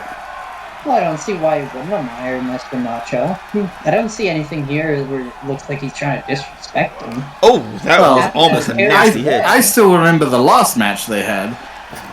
Yeah, it was a very bold match opener. It was not the prettiest start. It was some words were exchanged. Things were not very nice between the two. Oh, a tripping strike right to the knee. Yeah. Well, honestly, words are just words. The only thing that matters is fists against skin. You see, a Macho went for a big hit there. Richie wisely stepping out of the way. Yeah, we've seen people get hit by that and sometimes not come back. And now Richie. Honestly, I think that's Richie's best strategy, using all his weight to bring down Macho. And you see that massive mammoth leg of Macho grabbing Richie and just dragging him to the mat. Man, have you guys ever had, like, a proper turkey leg? Yeah. Oh! Oh, that's why I'm just a big turkey leg. I had a Ren Fair once. That's why I imagine the weight of when someone gets hit by Macho. Uh-oh. No, but like, what's Shoulders the finally down. 2. Oh my god. Richie using flicking all out. of his strength. Diamond Diaz screaming bloody murder from the edge of the ring. Like a cow or something? She's screaming, not mooing, silly. No, I mean, like, never mind. Mr. Macho still in control here. Oh. Oh, wow! Oh. All It's that always a weight crushing down on Rivera. It's a wonder he can still breathe. It's always astounding to me that Macho can pull off that maneuver, lifting up his entire body weight on his wrists and dropping down his opponent. Oh, he's gonna do it again! Oh, thank you for impressing me once Now more. he's just showing off. Making sure everyone can see it. I guess that's Macho for you. Right now, he's showing people what a champion can do. It's like he wants Richie to fight, but I don't know if Richie has the heart to fight his hero. Especially on the way that Diamond Diaz seems to want him to. I mean, if he doesn't have the heart to fight his hero, Macho then he is trying to doesn't get have the him heart to do stand something. in UPW. Whoa! Oh! Look at Richie reversing that. Macho was there trying to... It looked like he was telling him to fight back that whole time he had his guard up. He wants Richie to give him a challenge. He doesn't want to just slaughter him. I wonder if he was trying to tell Richie, like, this is how you block. You have to block. Do this more. I mean, if Richie doesn't know how to fucking fight, then he shouldn't even... He doesn't belong Uh-oh. here. Uh-oh. We've seen this before. The Wonder Salt. Oh, no! And we've seen what happens when you Macho. jump backwards. Oh, my goodness. Looks like Macho's seen it before, too. Mr. Macho's now got Rivera up. A little fisherman buster. Oh, fisherman suplex. You know, I think Mr. Macho just can't help but educate younger wrestlers. Even if they don't necessarily need it, he has this need, I think, to try and teach people how you should be, what you should do, and I think that was a lesson in what not to do. I think he's one of the oldest wrestlers here, so finding a younger wrestler to teach is not hard here. It's very easy. You're saying that he has a desire to control people and shape who they become. Uh-oh. And Oh. Rich Rivera wisely getting up to his feet. I think the Macho roll was about to come in. uh-oh. Oh my god, another hip toss. Richie just getting ragdolled around here. No hope for the champion at this moment. Elbow drop onto the shoulder. Those covered, shameful shoulders. Going for the pin. Last time it was a 2 count. That's a lot of weight to push out of. Oh! Oh! And A kick out at 1. Will he does. Macho Wins some nodding fight in back. approval, it seemed like. Yep, not surprised in the slightest. We're just ready. Oh! Oh, Ooh, what a backhand. Straight Did you hear that? face. You could hear that from the rafters. Oh, punch to the gut. Yeah, punching the steel girders that are Macho's ribs. That might hurt your arms more than it hurts him. Oh, Uh-oh. What's Richie doing here? Oh, my God, those legs. Oh! Springing into a kick. using Mr. Macho's own weight against him. And, oh, a standing senton. Oh, Cannonball. honestly, not that far off from a Macho roll. Now, what's Richie doing here? He's running to the ropes. Oh, Oh, he seemed to have frozen in time there. going so fast we couldn't see him move. Richie seemed like he was fighting something, but Diamond Diaz yelled at him and he just froze. You know, I think I might have heard an internal monologue there for a second. Yep, that's me, Rich Rivera. You're probably running out of this situation. No, I'm not. Oh, I shit. saw you walk in. And now he's dead again. Uh-oh. Good. Oh, standing, just corkscrew, whatever the hell that was. Just a full body slam. Yeah, this Mr. Macho's is the kind of body you don't want to be under when associated with the word slam. Well, I can think of a few I don't know. ways. I can think of a few people who might actually. Richie still avoiding that Name Macho roll. 12. Macho keeps setting it up, giving him time, and Richie keeps getting up. Yeah, not a great showing from the champ, I will say. I will say, the champion right now, Rivera, is looking exhausted. He's looking beaten to hell. And Macho looks like this is just a Tuesday evening for him. This might not even be his whole night. Honestly, I'd probably be the same way if I were him right now. Taking a single punch from Macho, I feel like would take me down. Really? So Doesn't seem that bad. I've heard those impacts. What a neck breaker. I guess you're like all fleshy and shit. Oh yeah, Ava just made of metal and carcass. I mean, who isn't? Most people. Most people. No. I guess. Now, I don't know if Richie is... we know that Macho's giving Richie time to stand up. I don't think Richie should return a favor here, given that he's getting his ass whooped. Oh! Oh! My God, I take it back! Is that blood? I hope so. Now Ava's interested in the match. Now, Richie doing the smart thing, trying to take out Macho's arms, the thing that's been, tearing him up the most lately.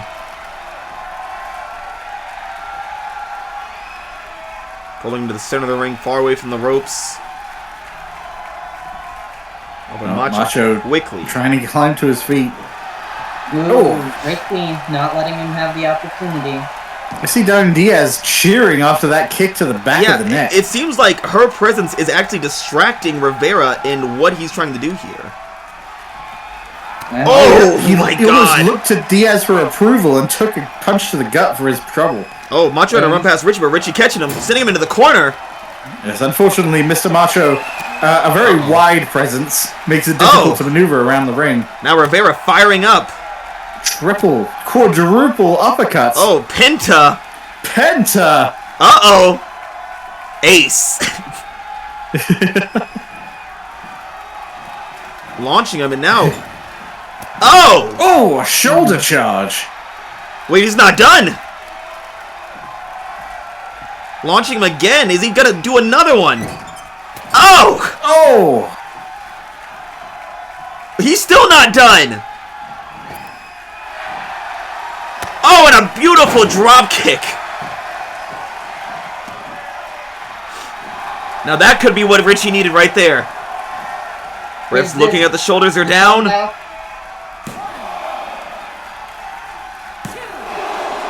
Oh, no luck. Out on a 2 count. Goliath hasn't fallen yet. And David is... Well, I mean, just look at him. David's not doing too hot either. Now what's Richie doing here? Off the rebound, Macho's up. Oh! But he wasn't ready. Going for a DDT. Blood seeping through his mask. Diamond Diaz in the way. I'm like, ew. This is... As always. Oh, and here comes Richie. Going for another suicide dive. This time it connects. Ooh.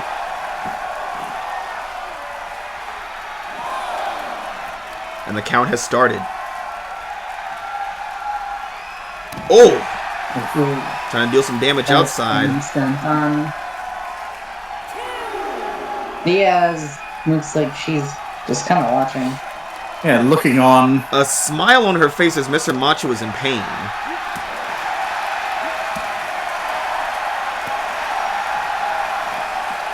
Some might say a little sadism never hurt anyone. I would disagree. Did Macho catch him this time? He sure did. Oh, not on the pole! Oh, God, dragging his back against the corner. And that's texture. That's going to scratch you up good. He has no shirt. Well, mostly. If only he hit by the sleeves. Oof. Oh, an elbow to the face. Blocking that one, though. Honestly, that elbow seemed like it had more power than anything Richie's hit with. Now what's Richie doing here? Oh, what a unique style of face buster. Yep, taking Mr. Macho off his balance and essentially just letting him fall. The count is up to 6 now. They've got it. Someone's got it in the ring. Usually Mr. Macho, because Richie has champion's advantage. Uh-oh. Richie now backing up. Damon Diaz coaching him to get into the ring. Well, I could tell him that. Damn. Diaz watching Macho like a hawk. And the ref almost pausing her count there. Ref is up to 8. Can Macho recover in time? He's not really moving much. I mean, those foots to head on top of the blood that was already draining from him might have. He only has about 10 more seconds or so to reach the. We're on the last second. If he doesn't, he's not responding. This might be it. I think he's out. Richie almost left the ring though. Did you see that? Yeah, he was moving. Almost restarted the count. Like he wanted to reset the count, like some kind of loser. Yeah, what a grueling match that was. A count-out victory for Rivera. Nothing that either men are probably happy with, but the champ retains regardless. Is a win. What that means is that he might not have been able to force him down, but he was still able to outlast Mr. Macho. And that says something. Something that most people cannot say. Even the crowd doesn't seem all that happy. It looks like the only person happy in this arena right now is Diamond Diaz. I mean, yeah, she gets to go home and caress and cuddle up to the championship belt, not the champion himself. Well, yeah, no, why would she do that? And still, Yeah, Richie Rivera has a chair in the bedroom. champion, Richie. Oh, and here comes In your Diaz. bedroom, where you sit. Oh God, I don't know about this team up here. A little smooch for the champ. Great. The champion is kneeling. So, Did she just point to herself? Indeed, she know. did. Look at Richie Rivera does not look happy. No, I don't know if I like this relationship with these two. what do you mean they're just friends? Ava, do you see the things that we see too? Yeah. Okay. Well, that brings us to our next match since we have the men. Now we have the women. As we're watching Rachel Votta take on... What? Yeah, Rachel Votta defending against Rhylee Thunder. Man, all those R's are really throwing me off. Richie Rivera, Rachel, Rhylee. Yeah, this one I've been looking forward to. However, I feel like Rhylee Thunder does have a bit of an advantage here. This is her specialty. Yeah, she is used to these Extreme Rules matches. She's used to things getting crazy. We saw her previously in the Asylum match. Something that Morgan Grimm actually won, but she was not anything to be disappointed with in that match. I mean, she did put Morgan through the wall, as I recall. Yeah, there was a lot going on in that match. It's crazy. Now, and of course, there is the second advantage that this belt is absolutely cursed. Yeah. Almost definitely. So, best of luck to Rachel Votta, but Votta has surprised us before, on several occasions, in fact. Just sweeping her way through the challenges until sweeping the champion at the time. She has been... She was a rather oppressive force, and then, as with most women's champions, things just evolved. Very quickly. Rapidly so. Well, let's see what these two women from very different worlds figure out tonight. Who will be our next UPW Women's World Champion? And the first thing Rhylee Thunder's going to figure out is where the weapons are. Most likely.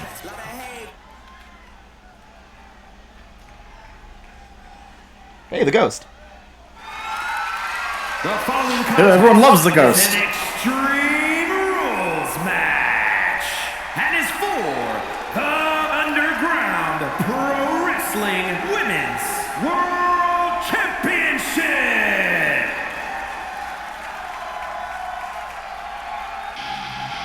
Oh, here comes our challenger, the extreme adrenaline junkie, Rhylee Thunder.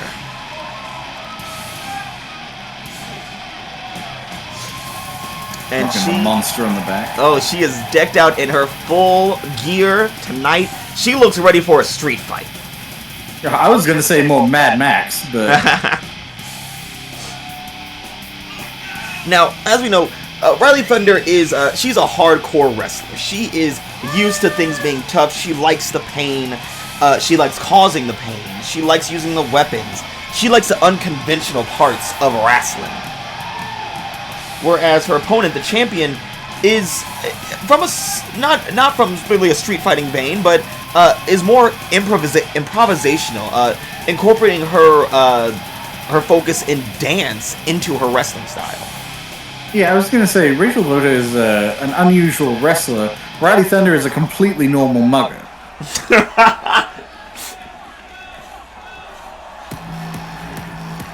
Oh, and here comes the champ. Oh, wow. He's want to dance. She's Sailor Ravo. Yeah, I was gonna say she appears to be rocking the Japanese schoolgirl outfit. Not familiar. Ava's never heard of Japan, remember, Campbell? I know what She also Japan is. hasn't heard of turkeys, so... Or honor. I know what honor is. Now. It's that useless thing you cling to. Okay. But I will say, I do appreciate Ravo's custom side plates. Look at that. What a nice thing to have your name on the title. Maybe that will break this curse. Maybe. Okay, Probably you not. go ahead and appreciate that. I'll appreciate the pink glow that's kind of rocking off her I skirt don't right know now. what kind of magic or nuclear energy she's using for that.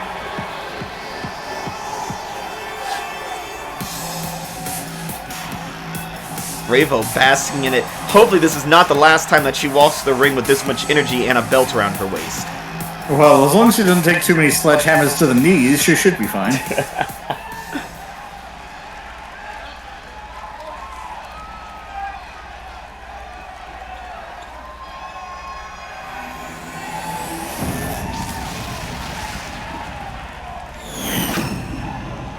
What a title.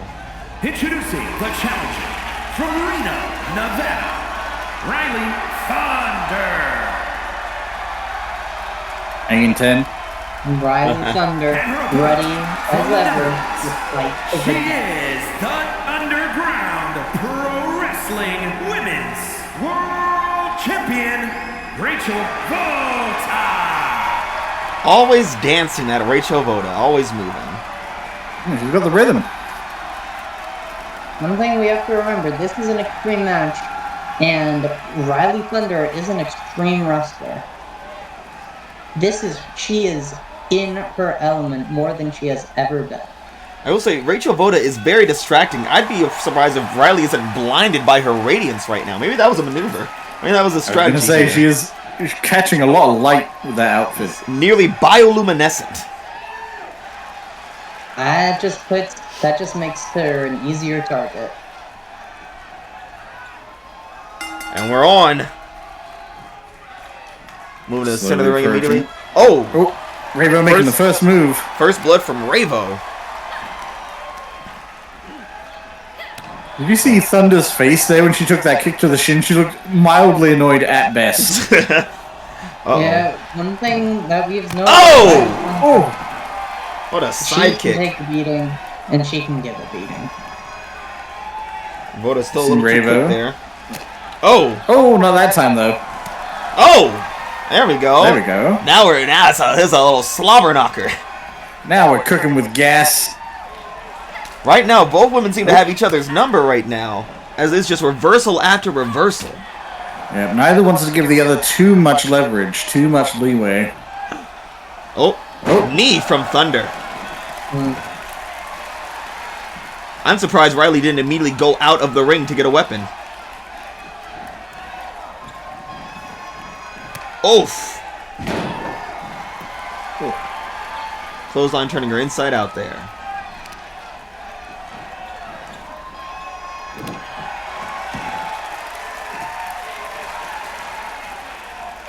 Rhylee taking a more dominant position in this match. Oof. It's raining blows. Oh, and falling over the stomp. I see Rhylee Thunder is also rocking the famous wallet chain. Yeah, they can't steal her money. Oh, that leg trip, though. No, I don't know if we would even want to try. Uh-oh. Oh! Yeah. Fighting out of that one. I feel like if someone kicks themselves to their feet while you got one of their feet, maybe you just let go and back off. You think maybe that. just kind of give them some space. Now, Rhylee thought she was going outside. She looked like she thought Ravo was going outside, too, but now she has an excuse to look under that ring. What's she going to grab? Oh, she didn't need one. The big guns already, the table. Ooh, bringing out one of the most dangerous things we have in this building. We saw 3 of those break earlier tonight. I'm surprised we still have some. Is she going to show our earlier competitors how you use the table? Now waiting for Ravo to get into the ring. Taking her time.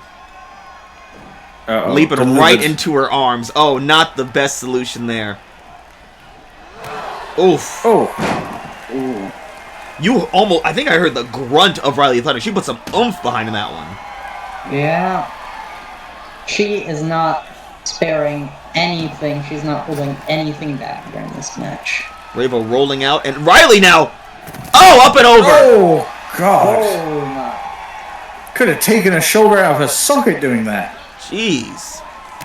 Now, Rhylee is obviously pissed because the last match she had at UPW was against Ivy, which she lost because of arguably because of Ravo's intervention, where she threw the 2 women into each other and then ran to the crowd to just dance with the people, distracting Rhylee Thunder, knowing that Rhylee Thunder had a championship match against her later. This is, this feels like revenge. I mean, isn't every match revenge in some way? Revenge for life. Plus, I think Rhylee Thunder in general just thrives on revenge. Even people who, to threats real and perceived. Yep.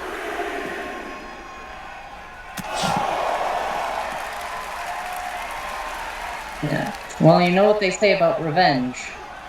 It's a dish best served cold, like ice cream, and is just as delicious. Oh my god! Yeah, it's the root of all evil, dear. I'm convinced that Rhylee Thunder has metal knees at this point by the damage that she's putting into Ravo. I guess I wouldn't put it past. I guess that wouldn't technically be against the rules in this match. Yeah, or any match, as far as I know. That's just a part of their body. There's I no mean, I rules guess Ava against does make a point there. It violence. would not be illegal if it's part of their body. I mean, we're not going to let the Winter Soldier come in here. Oh, going for a headbutt, but just tossed aside. You wouldn't let the Winter Soldier in here. I would. Oh. Ravo's had it. Oh, Riley's fighting out of it. Sharp Nerve. elbows. Oh, Oh, man. uppercut to the gut. Oh, pulling her back into a knee again. Ravo's going to have some cracked ribs by the end of tonight. If she's lucky. Now, I'm surprised Rhylee hasn't utilized that table or any other weapons yet. She is just using every part of her body to deal pain, and oh, Ravo fighting back. Or maybe it's her attempt to show people that Extreme Rules isn't all she needs. That she has an advantage, but maybe she doesn't need it against Ravo. Uh-oh. I'm not sure that's the position I would take if I were her. Ravo fired up now. Oh, caught. Oh. Ooh, kick straight to the inner thigh. Ref blocking the obscenities that are Now- happening before us. Kick to the head. Yeah, the referee currently acting as a mosaic censor. Oh, We have the cover. Is this going to be it? Not Oh. quite. Kick out on 2, but things are not looking good for Ravo. Now, it's never a good idea to underestimate Ravo. Uh-oh. But I think at this very moment she's being estimated. Yeah, It I looks don't like think this is an underestimation. Rhylee Thunder's or ready to put this one away overestimation. quick. Here she goes with it. The last caress. Oh! Ooh. Is this going to be it for Rhylee? Is she going to go for the cover? Yes, Ravo? she is. Yes, is this it? Are we going to see a new champion? Oh. Kick out from Ravo. Not quite yet. Ravo is not done yet. She might be beaten. She might be broken, but she is not giving up. Well, she has any amount of fight left in her. Rhylee getting her back to her feet on her terms. I'm surprised she isn't using the advantage that she has in this match. The weapons. The no countouts. The no rope breaks. Well, maybe, just maybe, Rhylee Thunder wants to prove that something that's been said about her a lot. People always say she's a hardcore wrestler, so if the match isn't hardcore, she can't do anything. Maybe she wants to show that she doesn't need hardcore. She's got a kendo stick. Or maybe she just wants to beat the shit out of her as much as she can in any way she can. Oh! Right to the face! Oh, Ravo now getting it. Oh. Oh! Oh! Maybe that kendo stick woke Ravo up finally. Oh my god! Now the worst part about that is that it's a bunch of wood strapped together, but with just enough holes between it that when it hits you, you can feel it sucking your skin back with the impact. Oh. And disarm Ravo. Oh. Rhylee Thunder with a whatever takedown that wasn't. Oh, now a big clothesline. Uh-oh. Ravo right into her arms. Oh! Oh, dragging her face across the corners. Into another pin. It's fairly close to the ropes, but it is an Extreme There's Rules no match. rope break here. She could hold on to that rope for dear life. It would not save her. Thankfully, she doesn't need it to. I say Ravo is showcasing her resilience yet again. Her stamina and her endurance. Meanwhile, Rhylee Thunder continues to push her, trying to find where her limit is. And I don't know if Ravo's been pushing as hard. If she wants to win, she's gonna have to. Ravo rolling out of danger now. Uh-oh. Oh! Oh, God. Move I would affectionately refer to as the tit compressor. Pushing your tits right into your spine. Well, that probably took the wind out of Rhylee for sure. But not enough. Not enough, though. Fight. Ravo frustrated, but not letting her distract it. Not letting it distract her for too long. Rhylee stood to her feet, and Ravo making sure to keep her down. Drop kick to the shoulder. Oof.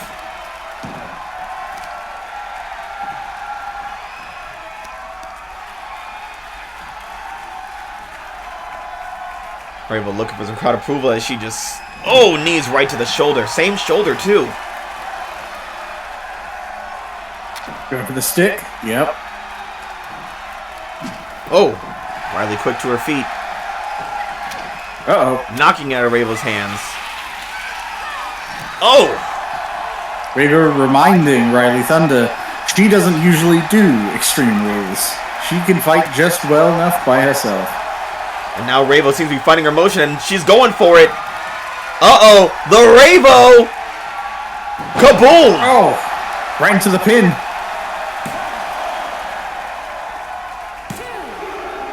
Oh! Rhylee Thunder finally able to wiggle out of there. Rhylee Thunder not done yet. Yeah, technically, Ravo does have an advantage with her signature move here, because doesn't matter where she is in the ring, doesn't matter where she pushes her opponent, without the rope break, she could essentially pin her opponent in the corner. And now Ravo getting energized again. Is she going for it? So nice you do it twice. Oh, blocked! Oh! Ooh. Sometimes second time isn't the charm. Oh, but you know what we might get two of? The last caress! Ooh. Oh, slammed, pulling onto the table again. Even when you see it coming, there's nothing you can do but fall down and accept. Ref getting in position, shoulders are down. The 1, the 2, 3! 3! The curse prevails, and we have a new champion, Rhylee Thunder. But for how long? Only time will tell. Probably like a month. Until the next challenge, I would guess. Well, let's remember the GM, Rhylee Thunder has inherited this title at a rough time because the GM has employed the Any Given Wednesday rule where every champion is required to be a fighting champion if they appear on the show, unless the GM deems otherwise. Yeah, and unfortunate that Cassidy Graves inspired this. Yeah. Everyone's living in the aftermath of the path of destruction that Cassidy Graves left. the wake of Graves. Underground Pro Wrestling Women's World Champion, Rhylee Thunder. And she should be proud of herself. She didn't even have to go that extreme. To her, that was just a walk in the park. She barely even used the extreme rules. In fact, Ravo, I think, used the weapon as much as she did. That was... wow. Holy hell. Well, I'm excited for what's to come. And I know you're excited, Camper. And I know you're excited, Ava. Of course. Because next speaking up... of Cassidy Graves... the man who left us in the wake of terror... We're seeing Cassidy Graves go against Adrian Yamamoto. Now, they aren't particularly rivals. Well, maybe it's a one-sided rivalry.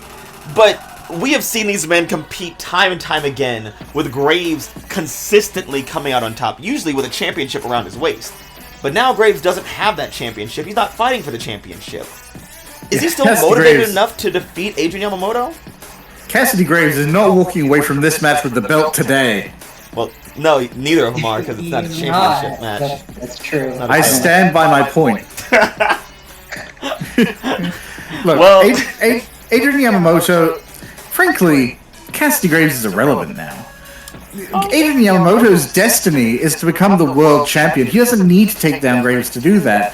This is just to prove that he's the next in line. I mean, someone should tell Adrian Yamamoto that he seems very intent that he wants to take down Graves to become champion. Well, to be fair, this was Graves challenging Yamamoto. For, I think, misgiven reasons. I mean, it was reasons of, it seemed like respect of, he was, bullying Jason Pham, someone that Cassidy Graves considers a friend, someone that he respects, because Jason Pham did beat Cassidy Graves fair and square. Yeah, and look, eventually, Yamamoto's going to take on Pham, or whoever happens to be the champion at the given time, as we know that could change tonight as well. But, he isn't taking on Graves because Graves was the champion. He's taking on Graves just to show everyone else that it can be done again, and that he is suited to wear the championship belt. Yeah, well, maybe he should try winning the championship belt for once in his life. Oh, well, you know what? Yamamoto knows that it is his destiny, and destiny doesn't come exactly when and where you want it to. It doesn't come exactly when everyone else expects it to, but it comes eventually. The more that we talk about destiny, the less I'm starting to believe in it, Camper. Adrian Yamamoto's been talking about this destiny, it's fated, blah, blah, blah, blah, blah, but time and time again, I see him get to the point where he can finally do it, and then he falters, he flounders, he fails. Sometimes prophecies take a while to come true, Madhouse.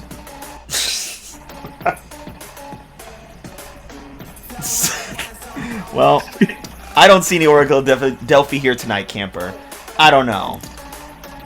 Okay, well, maybe you're the blind one then. Camper. Oh my goodness. I'm sorry, that was rude. That was very rude of you, very mean. It's fine. When Adrian Yamamoto puts down Cassidy Graves, makes him take on his own graveyard shift, alright? Yeah. Then you'll forget all about it. Will I? I mean, seeing Cassidy Graves put down by another man, another wrestler, seeing the fall of a titan? I think so. Well, this will be, if it happens, it'll only be the second time we've seen Cassidy Graves defeated, and he will join the very small club next to Jason Pham of people who have defeated Cassidy Graves. The following contest is an Extreme Rules match. Making his way to the ring from Portland, Oregon, weighing in at 225 pounds, the Dragon Warlord, Adrian Yamamoto. Now, I think it's worth considering it. I don't know if we've seen these two in an Extreme Rules match before. I don't know which of them is more likely to start delving under the ring looking for weapons. I don't know either. I am very, I'm honestly concerned for both of them. We know Cassidy Graves, he just loves to fight. I don't think he cares what kind of fight it is. Whereas Adrian Yamamoto, you know, I hate to give him a negative trait in front of you because you're going to argue me down. He seems a lot more desperate than normal.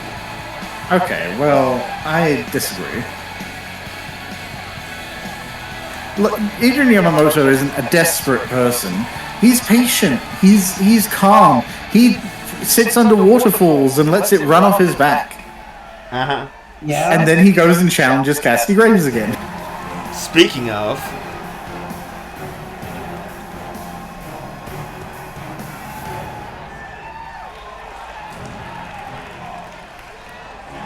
And his opponent, from Richmond, Virginia, weighing in at 240 pounds, Cassidy Graves. Now, I will say, it's weird seeing the waistband of Cassidy Graves' shorts, because I'm so not used to seeing it.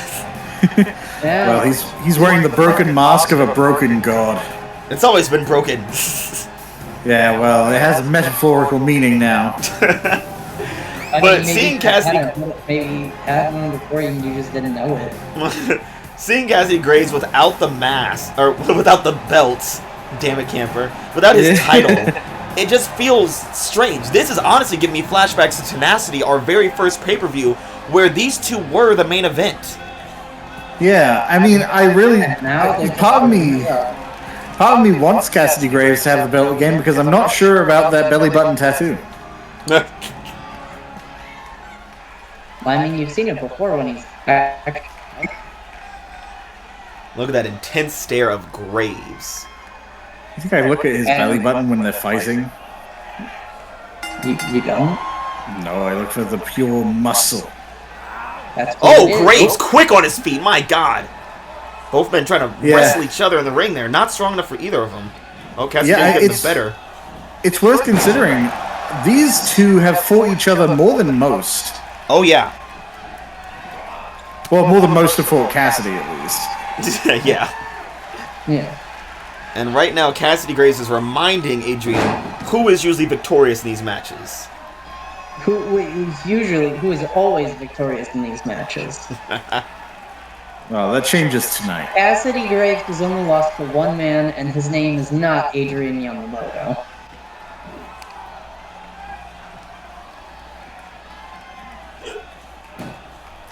Ooh. Cassidy Graves, slow and methodical, putting the hurt on Yamamoto's limbs right now. Legs and arms.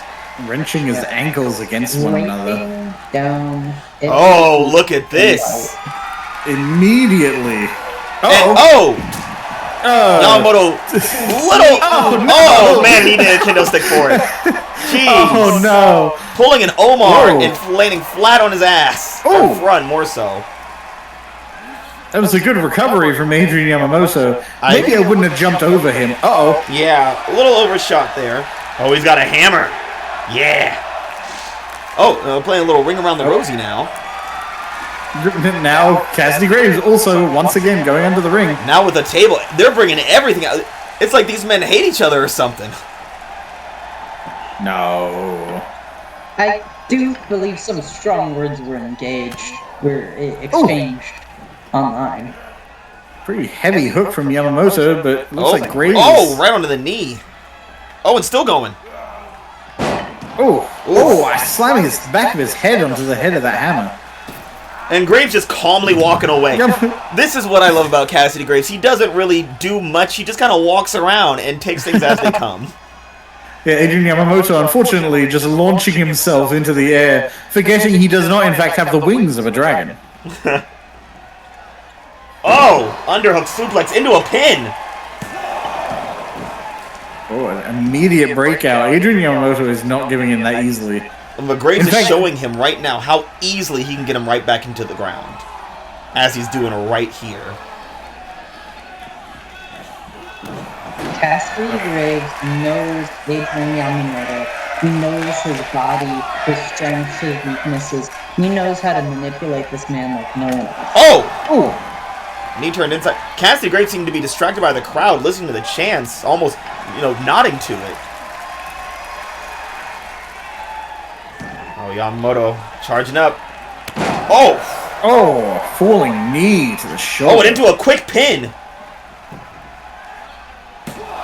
Immediate kick out from Graves. The ref decided to give him a 180 before finally settling down. I'll argue that's the quickest count we've gotten from the ref. Oh my god! Jeez. What an exchange of blows from these two men. Well, it looked... Stalking the ring, stalking his prey. Well, it looks like we have an answer to our former question about who would use the weapons more. Graves has drawn out 2 of the 3 weapons in the field and used the 3rd one. And what was going back out for another? That was a little helicopter spin, kind of taunting his opponent there. What's Graves got now? Oh my goodness! Graves is a man of variety. Look, he will use all the tools. Oh! Did you see that? He just drop kicked the ladder into Cassidy face? Graves, who went into the wall. Oh my god!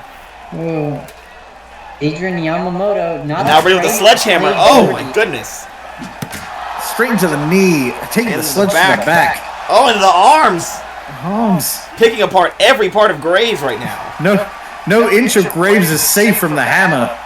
Yeah. The hammer. Wrenching Adrian Yamamoto's arm again. I will say we had an audition, one of our auditions over our cancellation season. We had a person apply who was a hammer. I was very disappointed when they did not use a hammer, and me and Ava sent them out. Yeah, it was really disappointing. Why name yourself Now, that? were they a hammer? No. They had nothing about them that was a hammer. It was just a name. And so I assume they might have been implying. Hammer related. I would assume they were implying perhaps their hands were hammers. It's not good enough. No. I think they said their hands were actually screwdrivers. I don't even know what a screwdriver is. Well, clearly they weren't working with a full toolbox, let's say that. A screwdriver is one of those alcoholic drinks, right? Yeah. Okay, that's what I thought. Now Graves is slowly getting back in control of this match here. And hitting that sledgehammer there, but it looks like Adrian hit it in a worse way. Jamming the heft of that hammer into his back. Back into the ring? No. Graves trying to get Yamamoto in there, but sledgehammer revenge. And Cassidy now taunting him right in his face. Knocking him down. Oh, to the head. Again. Oh my god. He's gonna kill him. Good. Do it. Oh, another foot to the face. Yamamoto foregoing the weapons here, preferring to use his hands and feet. This is quickly devolving into a grudge match. Wasn't that what it always was? Fair. Oh, rolled onto the ladder. Elbow to the jaw. Now this is smart of Yamamoto, keeping Cassidy Graves down, keeping him from getting back to a stable position. Just stay on his ass. Graves trying to use the ropes to get up and having his arms grabbed out from under him. Oh, man. Wrenching kick to the jaw. And using momentum just bring Graves right back into his grasp. Into a pin.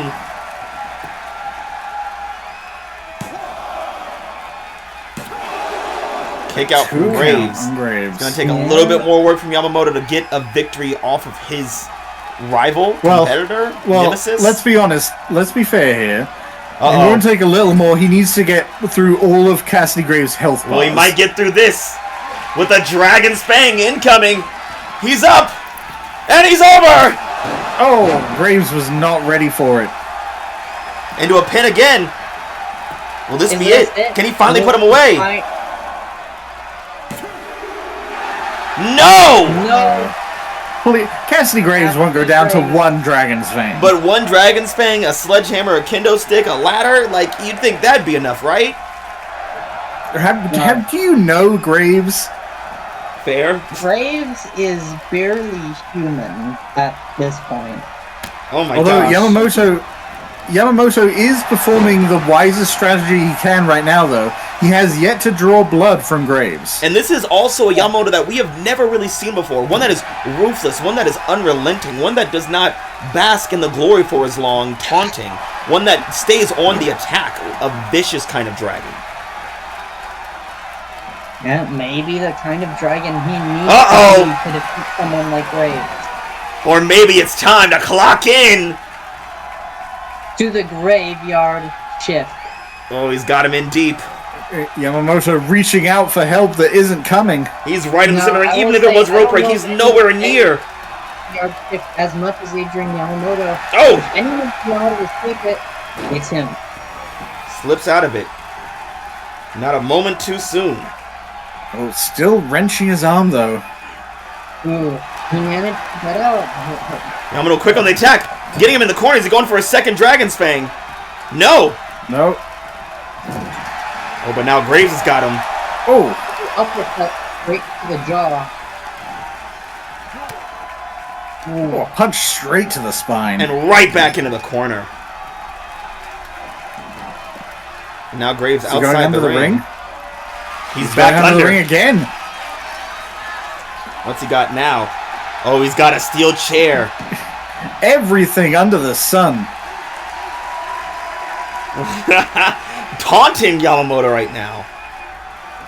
Oh my God!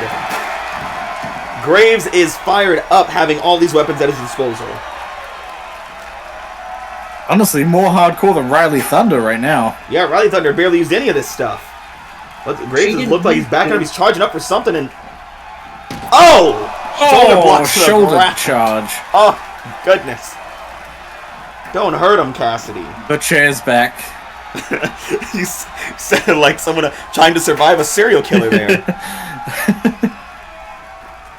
Cassidy confused on. Looks like he's debating on what he wants to use on Yamamoto. There's too many options. Might have taken too much time though. Never mind. There's blood on the floor. Oh my God! And it is not Cassidy Graves. Uh-oh. Wait. Did he just activate Yamamoto? Uh-oh. Are the tables turning? Oh, what a kick! Is it the blood of the dragon we have to fear now? Handstand. And wailing away. Oh, just shit. Blind anger. And that looks like Yamamoto's nose is busted right open, right at the bridge.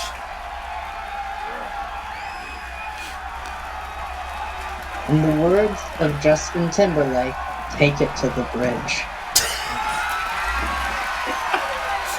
Now Yamamoto looking for a great evil eye. Oh, he's got a bat. The one weapon they hadn't used yet. Cassidy Graves was already on his feet ready for him, but so is Yamamoto. We're both going for each other. Yamamoto on top. Ooh. Striking him straight to the brow. Nope. Yamamoto back outside. Now with the chair, looking for a little sweet revenge. Cassidy Graves slow to his feet. Telling Graves to sit down. Too slow. A steel chair straight to the dome. Even that's gotta hurt Cassidy Graves. Oh, off the ropes. Oof. Ooh. Oh. And a kick to the back of the head. Across the ladder. Yeah. Uh-oh. We've seen these before. His signature leg drops. Oh! Doing it again. And his back is elevated off that ladder. That's gotta hurt. Oh my goodness. Going for a pin. On the ladder? Is this going to put away Cassidy Graves? No! No! He kicked so hard he kicked the ladder away. I was sure that ladder being under him wouldn't give him the leverage he needed. Oh my god, Yamamoto's going up to the top rope! Oh, that seems like a bad idea with the ladder right there, Adrian. As Maybe long as he jumps forward. He's got big air! Oh, it misses! He misses! Oh! Graves! mocking him from the corner. But Yamamoto back to his feet quick.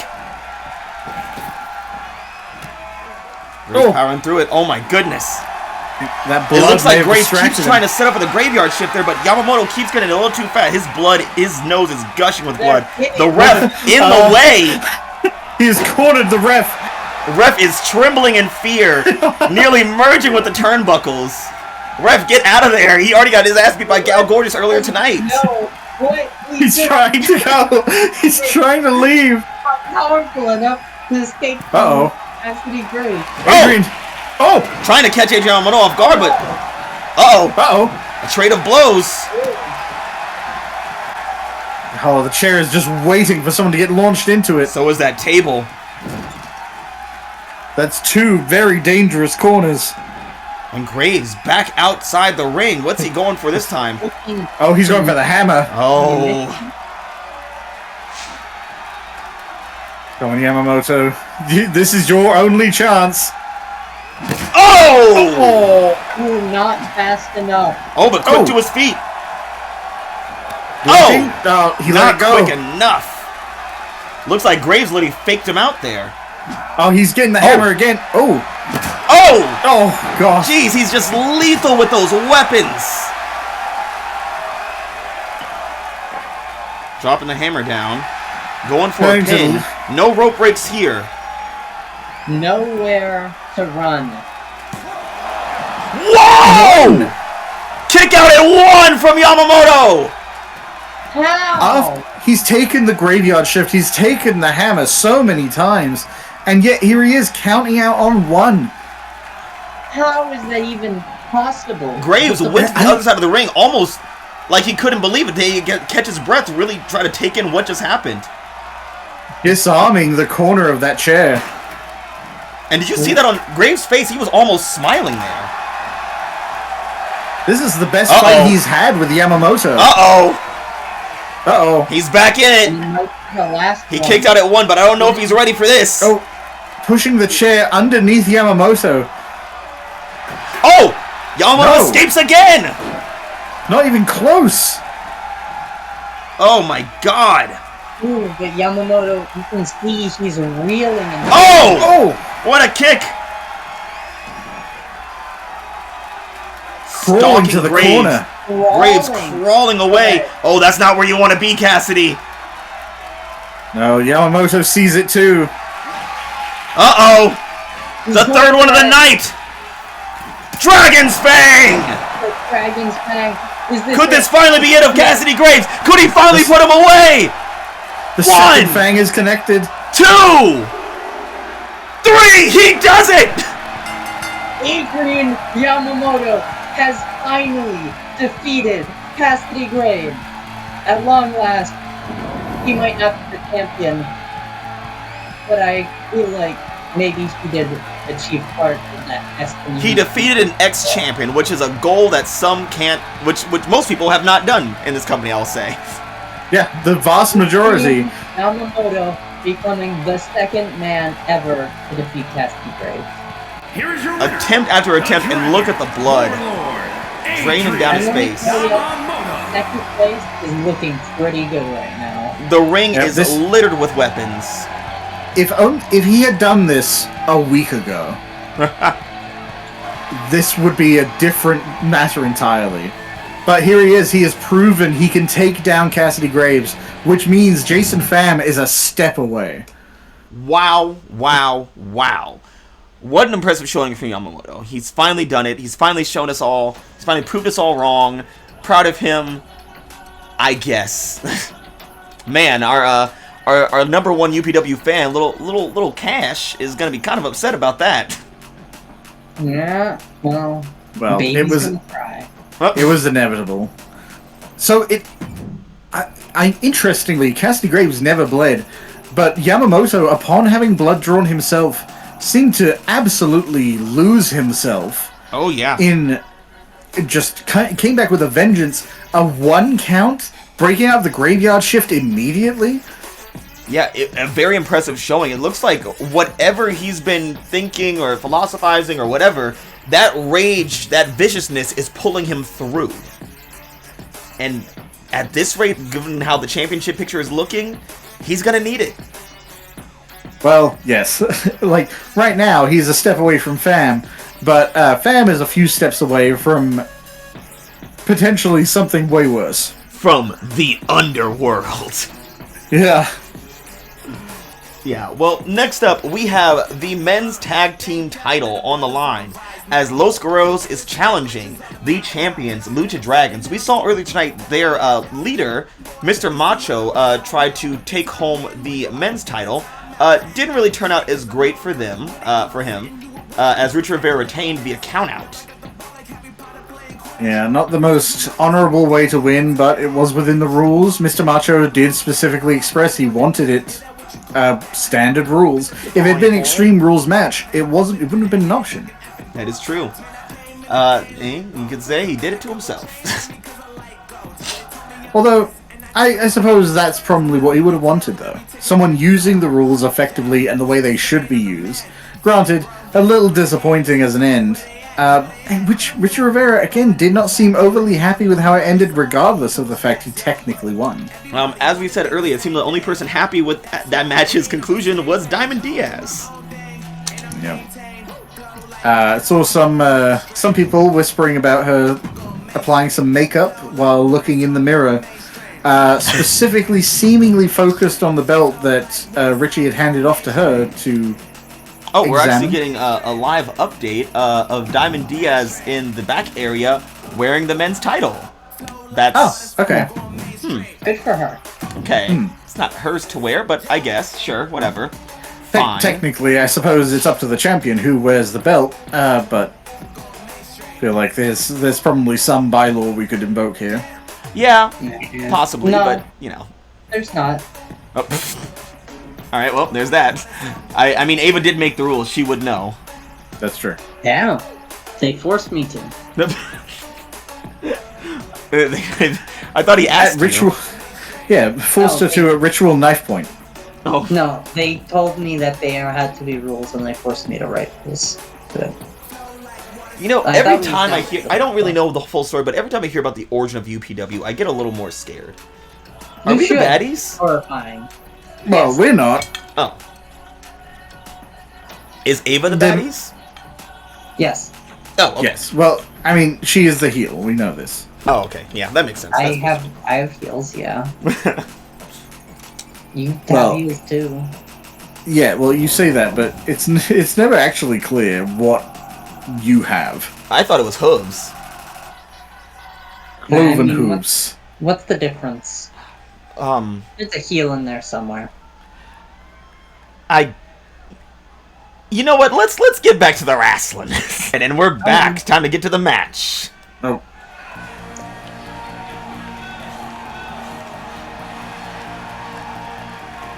Oh, there's that weird sigil again. I don't know why that keeps popping up. Yeah, that's weird. So that's a strange runic marking of some kind. Oh, wow. Who are these people? Oh, it's Los Guerreros. In red regalia tonight for adrenaline. So not the traditional green. Not the traditional green. No. They're dressed for the occasion, it What? seems. I mean, hey, it's a pay-per-view. I can put in some slack. You know, I assume, like, they would wear green, but if they, like, try to incorporate the red with their green, it would just kind of look like Christmas. Or Freddy Krueger. I mean, if they want to be someone's nightmare. They might end up being the Yeah. Lucha Dragon's nightmare. That guy agrees. Well, these two young bucks are definitely ready for the challenge. They've beaten the Lucha Dragons before. They have proved themselves as a valid tag team here in UPW, and they are ready to come home with those titles. Yeah, that's true. They may have beaten the dragons before, but you know, it's a night of people beating people we didn't expect them to beat. I think. Well, who you didn't expect them to beat. Oh, and here comes the champs. The more traditional tassel wear. They're wearing red and green. The Lucha Dragon, Psycho Cyclone on the left side of your screen, Hercules Jimenez on the right, the craziest luchador and the strongest luchador in UPW. Yep, Psycho Cyclone, the only one allowed to jump backward without being criticized. He lands about 80% of the time. Yeah, it's more than we can say for most. Yeah, exactly. Now, I'm sure that Los Guerreros has a bit of a score to settle, given that the Lucha Dragons haven't been the most respectful or honorable to them.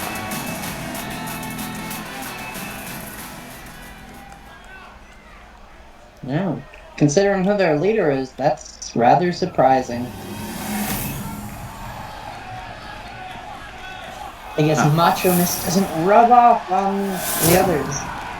Some people only aren't born champions- macho. Some people have macho-ness cast upon them. Is a tag team The only champions without a side panel. Right, and yeah. is for the Underground Pro Wrestling Men's Tag Team Championship. Introducing the challengers at a combined weight of 430 pounds, Los Guerreros. And their opponents at a combined weight of 445 pounds. They are the Underground Pro Wrestling Men's Tag Team Champions, the Lucha Dragons. Like most matches, this is going to be another Extreme Rules match. Obviously incorporating our already standing traditional UPW Tornado Tag Team match, but now with weapons. Now, earlier tonight we saw another tag team involved in this, which was none other than the Fabulous Truth against Evolution, and they did not retain. No. Tonight Right now- is the night of title changes. We'll see if that trend continues. Let's hope Jason Pham doesn't hear that. Right now it's 50-50. Obviously the women's tag. Oh God! The poor ref! No, Leo, what are you doing? Oh! Oh! Leo Hercules blinded Jimenez- by the moment, tackling the ref instead of his opponent. Hercules Jimenez defending the ref. Maybe honor isn't as lost on them. Maybe that was... Do you think that was a challenge from Leo? Trying to bring out the honor back in the Lucha Dragons? Maybe. This might be a similar situation with Richie Rivera and Mr. Macho, where obviously the Los Guerreros don't have the best relationship with the Lucha Dragons, but the Luchas are the classic luchador. They stand by a lot of the classic rules. Breaking out his teammate. Oh, and right now this has been a fast-paced match between the four guys. I was gonna say, everyone's moving like bullets. And that's what happens when you got all these luchadors in the ring, and we got a table. There are 3 luchadors. We're just throwing it right down on them. Oh, Hercules trying to get... There is nonsense. This is a lightning round. There's been no moment where people are not in motion. Yep, Cyclone with Leo. Oh my God! Gee, that's Missile- Missile dropkick off of the springboard there. This has just Cyclone. been action-packed so far. And we're only like about 2 minutes into this match. Oh. Cyclone reversing Gutierrez's attack. Now the veteran Lucha Dragons showing that they can take the upper hand. Leo being thrown back in the ring. Cyclone chasing right behind him. And Luis having to roll out for his own well-being. Now, Leo obviously has the heart of a lion, and we have seen his resiliency on full display. Cyclone staying warm, shadow boxing, waiting for his turn. Oh, going straight to the pin. Here comes Luis. Oh, kick out and break out at the same time. Yeah, it looked like Cyclone was a little too concerned with his turn. Wasn't paying attention to Luis. Oh, jumping backwards. That's that 20% where he misses. Uh-oh. Yeah, unfortunate. Hercules is quick to help, though. And look at this. Both... Cyclone counts managing to early distract on. Gutierrez. Oh man, Gutierrez is dynamic right now.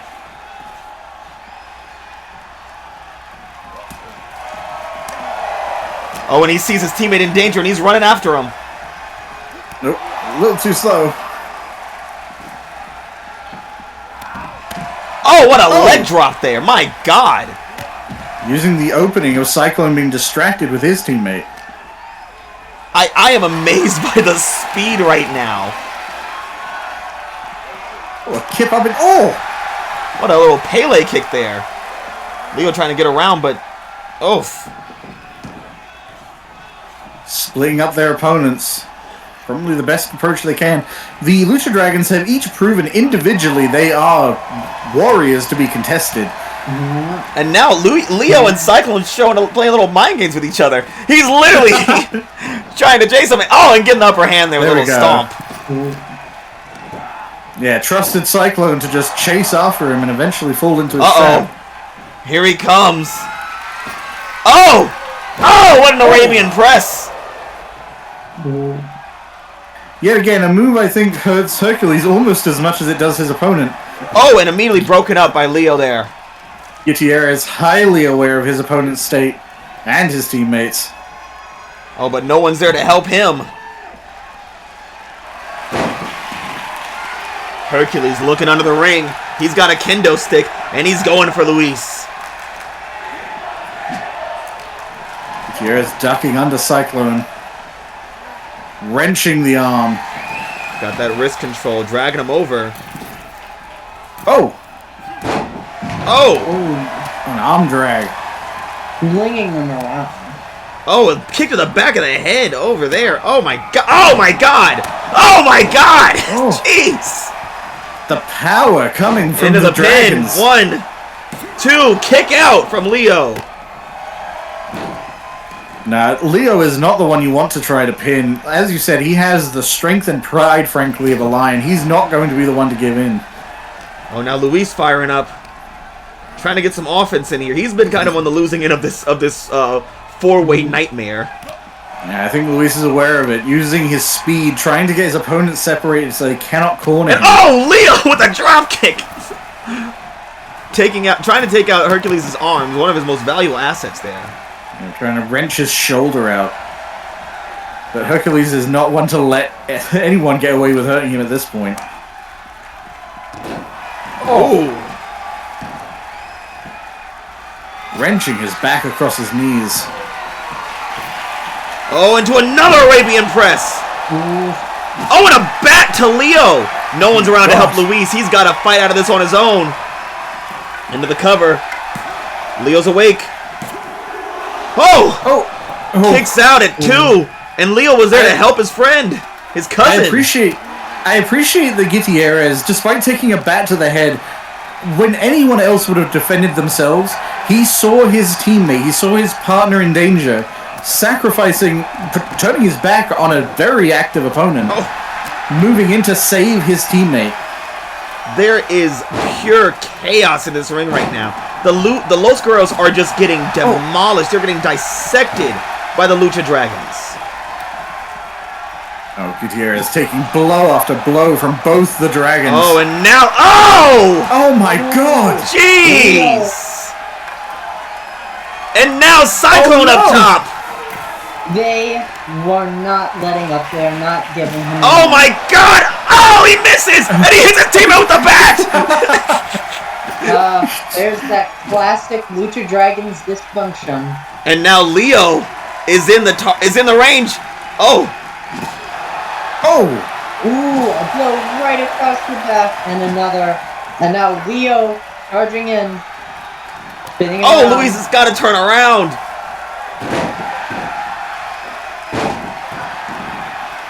Oh, the Los Guerreros managing some level of a comeback here. Oh my God, fighting valiantly right now. Hercules is stunned. Oh! Dodging Whoa. both the bat and I think a stunner there. Yeah, disarming his opponent. Oh, Leo, turn around. Hercules is right there. Oh, he doesn't see you. He doesn't hear He's you. right. He's right behind you. Oh my god. Oh, off Body the check. bottom rope and into a tornado DDT. Are getting flung around left and right. Leo! Hercules intercepting the back. Luis! My god. Oh And no. taking it for his own. Oh, threatening Luis outside the ring, Meanwhile, Leo, right to the knee. letting him know what's about to happen to his cousin. Into the pin. Luis is unresponsive. Wait, he's getting up. He's going so slow though. He knows he's needed. He kicks out! Ooh. Leo kicks out. The heart of the lion not surrendering it. Did you see that? That Dive kick down? to the knee? Oh my goodness. He's That kick beckoning out. Leo to rise. Oh. Oh, Enziguri! And rise he does. I think he rose a little further than he expected. The lion is ready to roar with the little basement DDT. Oh, he's up. Oh, he was ready to roar, but looks... Oh, Hercules saw it coming and ducked out of the way. Uh-oh. Leo has been fighting alone for a lot of this match. The Lucha Dragons have dispatched his cousin. This is just a nightmare. Oh, Stunning strike to the side of the head. he's got Oh, the the bat bat's again. back. Oh, but he rolls out. Oh my god, Uh-oh. he's up top. Never something you want to hear about the Lucha Dragons. Oh, Oh, man. Luis out of nowhere taking him down. Oh, and dodging Hercules. Oh, Oh, what the hell is flying that? drop kick. to Oh, Hercules' my chest, God! drawing blood from the cyclone. Leo has been out. Luis has been out for a while when he is ready to make up for it. Oh, and here comes Leo with the sledgehammer. Cyclone alone in the ring. Oh, realized where the threat was coming from. And now Leo he's took got the a hammer. moment to try to- Oh! And that was a moment. Oh my goodness. Luis preventing that assault from going on any longer. I don't know a lot about human anatomy, but I know that's not a place you want to sledge. Oh! Oh, clothesline right to the back of the neck. Takedown from Hercules. Going for the bat again. Oh no, Luis. Wake up, man. Oh! Oh! Oh my god. Please! Oh my And here god. comes Leo! Oh my goodness! Oh, Trying to kick over His his... legs not long enough. Oh my god! Missing Luis, but hitting Leo, breaking up that was- pin attempt immediately, and going right back to Hercules. The teamwork of both these teams is incredible in this match. Yeah. Like two well-oiled machines crashing into each other. Over and over again. Oh, we saw Mr. Macho pull that off earlier, and Cyclone did not like that. Oh, getting disarmed of his hammer. Oh, knees to the face, knocking both Busting men his face. flat on the ground. Leo quicker. Oh, sending Hercules over.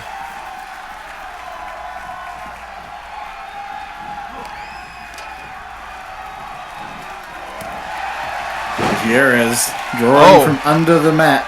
He's setting up a ladder, Oh, and Hercules has a similar idea. Hercules. Oh! Oh, Standing Hurricane Rana.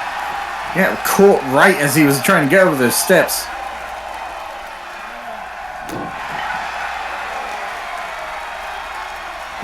Oh, he's being taken over to the ladder? What's gonna do to him here? Oh, blood! Blood from both Lucha Dragons.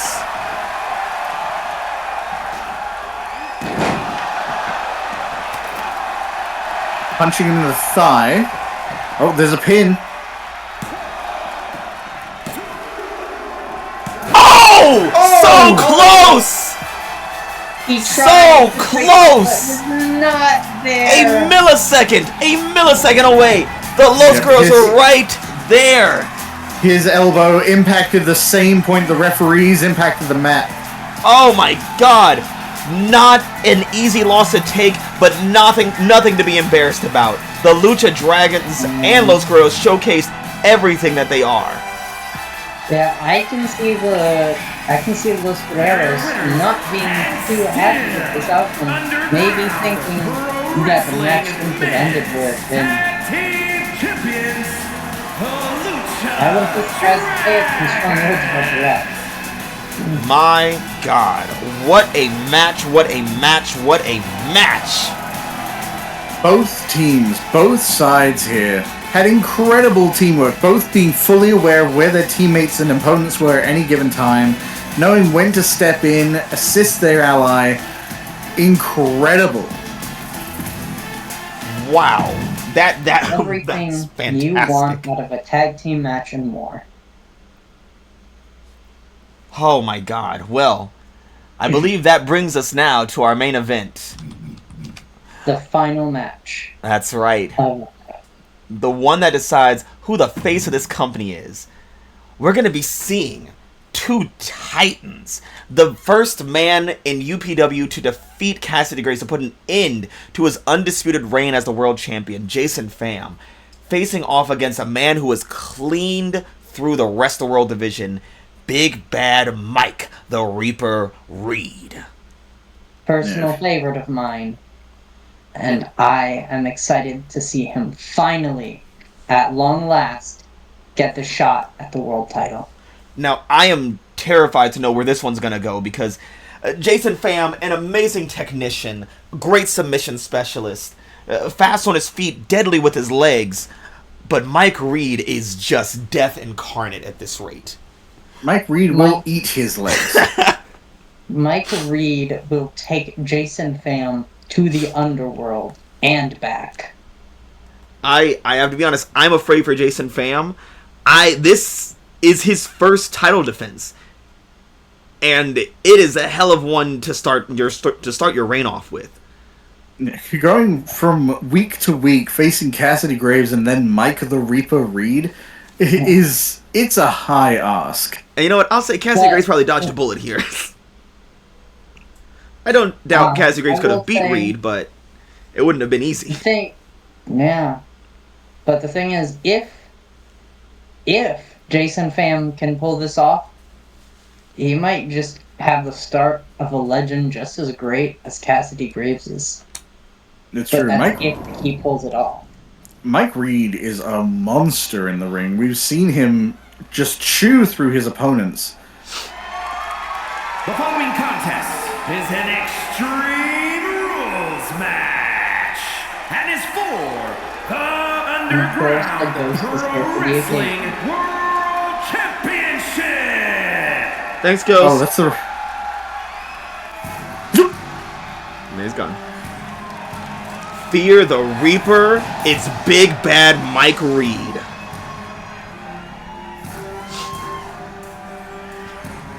Obviously wearing his full death cloak, the Grim Reaper of UPW is here. You know, there is something to be said for Jason Pham going from somehow succeeding against the Graveyard Shift, now being put into the underworld. Yeah, how many more death people is he gonna face? Yeah, who's is Warren Maverick has a Warren Maverick's just kind of weird. We don't know what's going on there. He stomps people's head into the ground, which might as well be a foot-based underworld.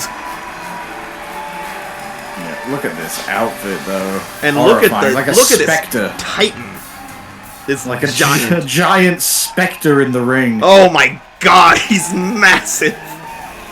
Possibly one of the largest men we will ever see. Oh wow! And now we have one of the shiniest. The cult of Pham is on their feet as their shepherd has arrived, the UPW World Champion. Now, what is happening at the front? Is this like a priest garb, or is this like a graduation outfit? I don't know, but it says Pham on the back, and I like it. Some people are so easy to please. Also, look at Mike Reed, him standing on the outside of the ring, nearly his head touching the top rope. That man is massive. Yeah, he's oh god. Go away. Stalking around the ring. And look at Jason Pham basking with those custom side plates. He is feeling the flair of being the champion. Yeah, you don't need to get low, fam. You're already low compared to Reed. Yeah, that's not gonna help your perspective, trust me. Just punch him in the ankles, maybe. What's happened up there? The ghost dropped something. Oh. We don't need... There's no people up there. We don't need to worry about Introducing them. the challenger from New Orleans, Louisiana, weighing in at 340 pounds. Now, ref, I'd get away from that corner. The Reaper, Reed. Look at that menace. My God. We saw what happened to the last. And his opponent from Hanoi, Vietnam, weighing in at 225 pounds. He is the Underground Pro Wrestling World Champion, Jason Pham. Now, Jason Pham dressed in all white, very much like an angel, the light of our lives here, and Mike Reed, a nightmare. I have Death to admit, incarnate. it's still so strange to hear the world champion not being Cassidy Graves. It is. Now, this is what I expected. I expected to see Cassidy Graves across from Mike Reed. Mike Reed expected to see Cassidy Graves across from himself. Mike Reed is angry that he's not one of the people who gets to defeat Cassidy Graves. Yeah, there are several shattered lockers in the locker room back there to prove that true. And Curtis Frost has I will several see. shattered bones. Yeah, we'll see if that anger is the key to Jason Pham's success. Oh my or- God! Oh my God! It seems like it might be the first. Did you see how Jason Pham tried to grab Mike Reed and he just pushed him off again? Oh my God! And he is Spear power. fast as hell, beating the shit out of him. Look at this. This isn't even wrestling. He's just brawling. Mike Reed is a fighter. Jason Pham waking up. He's a brawler. He Oh, gained his use that experience momentum, from- leg pick right into a knee bar. Quickly into a submission. Yeah, this is a good play from Pham. If you can weaken Mike Reed's legs, he is rather top heavy. If he can't stand, he can't fight. If you And, can you know, unsteady the Reaper, You can might bring him. be able You to can even bring him him down to forward. your level. Jason Pham needs to keep Reed on the ground. The more that Reed is standing, Ooh. wow. One of the things that I think we don't account for with Mike Reed is his speed. You don't expect a man his size to be moving that fast. Yeah, you see Richie Rivera, you see Jason Pham, you expect them to have a little pep in their step. But Reed, he is a very aware fighter, and he moves so much faster than you think someone of that size could move.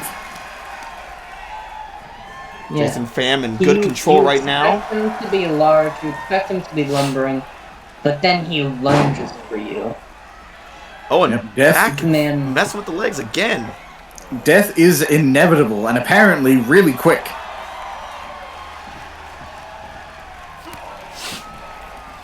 Jason Pham keeping quick with his feet, keeping good on his kicks. Noticeably taunting Mike Reed there, trying to get him back on his feet, or at least lift up enough to make the kick work. And Jason Pham going outside for a great equalizer, knowing that he's going to need something to chop this giant down. Honestly, fair. almost every other match, this is a hardcore match, and Jason Pham is going Uh-oh. to need to utilize Oh! that to Oh! succeed. Well, I don't think that's enough, Jason. No, Oh, that's yeah. a little optimistic. Oh, and now into the back. Oh! That was right And between the look at the legs. smile on Pham, those shiny teeth in him. Uh-oh. I think Pham might have just sent some of Mike the Reaper Reed's future children to the underworld with that one. Oh my God. Oh no. The river sticks. Oh my goodness. Into a pin. Whoa. Oh, That's an early 2 count. Oh, that's not what you want to see. Oh no. Oh no. Underworld. In Underworld, Just pushing him back. Oh my Oh God. my god. I thought that was it. That was terrifying. Jason Pham saw his life flash for his eyes, his rain flash for his eyes. I think at that point it was just his body kicking out, not even Jason Pham. Mike Yeah. Reed's some bring a weapon. animal Oh.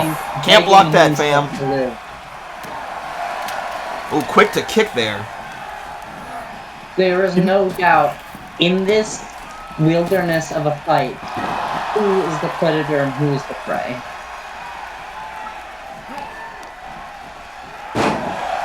Jason Pham doing a smart thing, getting Mike Reed before he can fully get to his feet. Uh-oh. Yeah, being evasive, being wily, staying low. Actually not always a disadvantage. If he can't get his hands on you, it's a lot harder to control you. He's got to be real careful, because if he gets another underworld or any kind of big slam, he might be... Oh, no. Pham catching his leg in the air. That's not where Mike Reed wants to be. Surprised he didn't capitalize on that. Well, he is now. Pressing him to the ground. Pulling him to the center of the ring. Now, no reason to do this because there is no rope break in this match.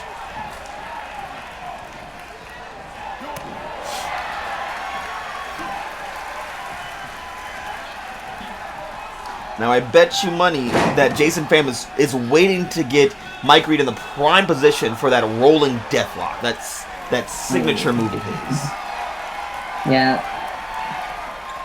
You can see right now, he's already working away, trying to target specific points on Reed, trying to find the best way to bring down this Goliath.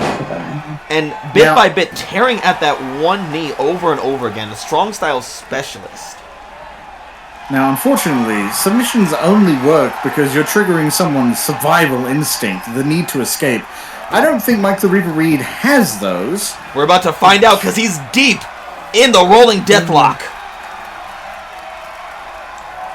Oh, he's been in it for a while. How much pain will it take? Mike Reed powering out of it. Oh, but that definitely did a number on his legs. Not to mention all those hits to the knees he just took. Oh, quick on Sling Blade! The basement drop kick. Oh, he's examining his weapon choices. Oh! That big meaty fist. Showing that it doesn't matter what weapon you have. The only weapon he needs is his hands, and maybe a kendo. Jason Pham hiding in the ropes there. Very smart decision. Unfortunately, he's not very far. Uh-oh. Oh, no. Yeah. He was well within the meaty hand's grasp of Mike. Oh! The hardest part of the ring right there. That's nothing but cloth over steel.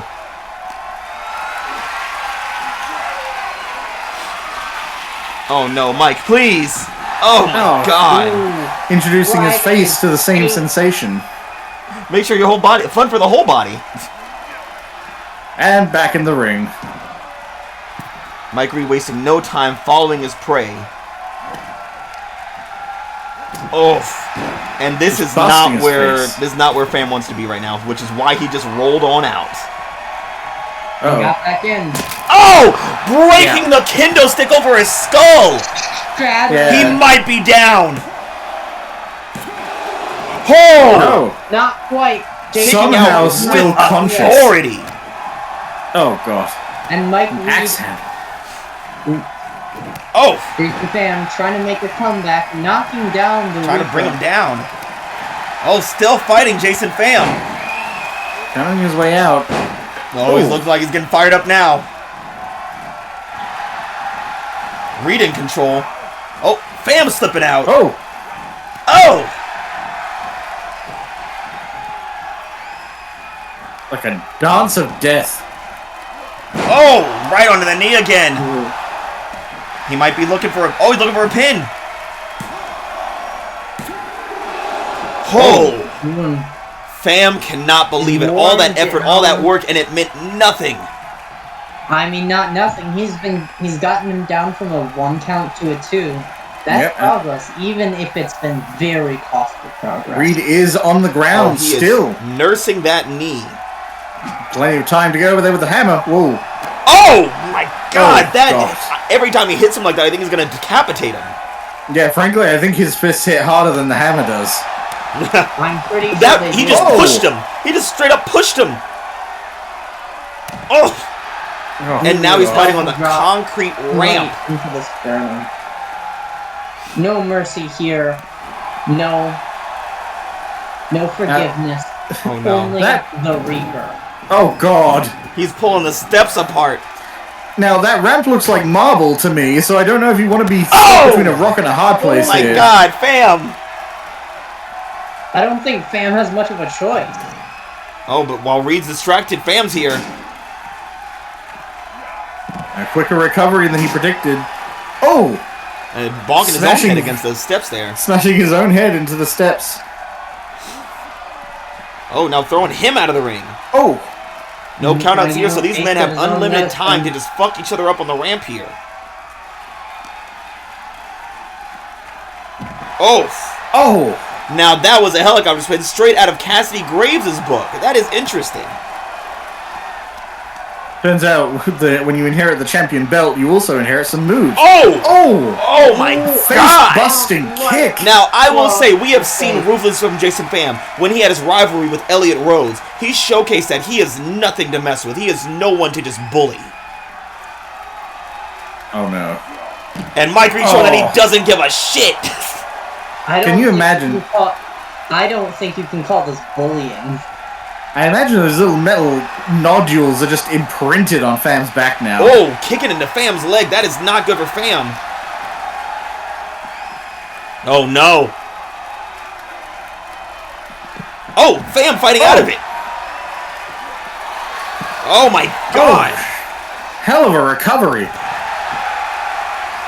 Both men drenched in sweat. No air conditioning in this warehouse that we're in. Pham looking excited. Oof.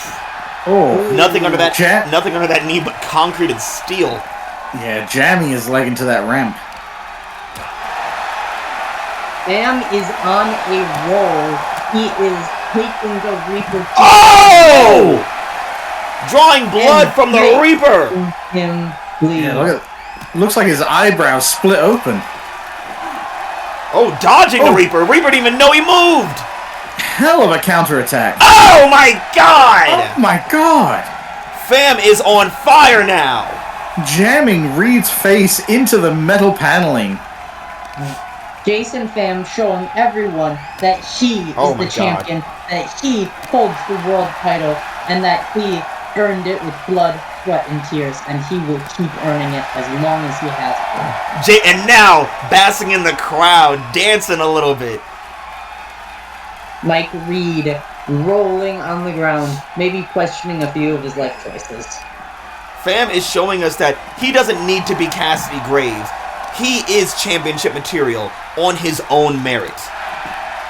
Oh, wrenching his wrist against the ground with that. Oh. And now Pham picking apart Mike Reed on the way back down the apron, or the ramp. An unending combination of attacks. Reed I doesn't know don't what to do. think I've never seen a Reaper like this before.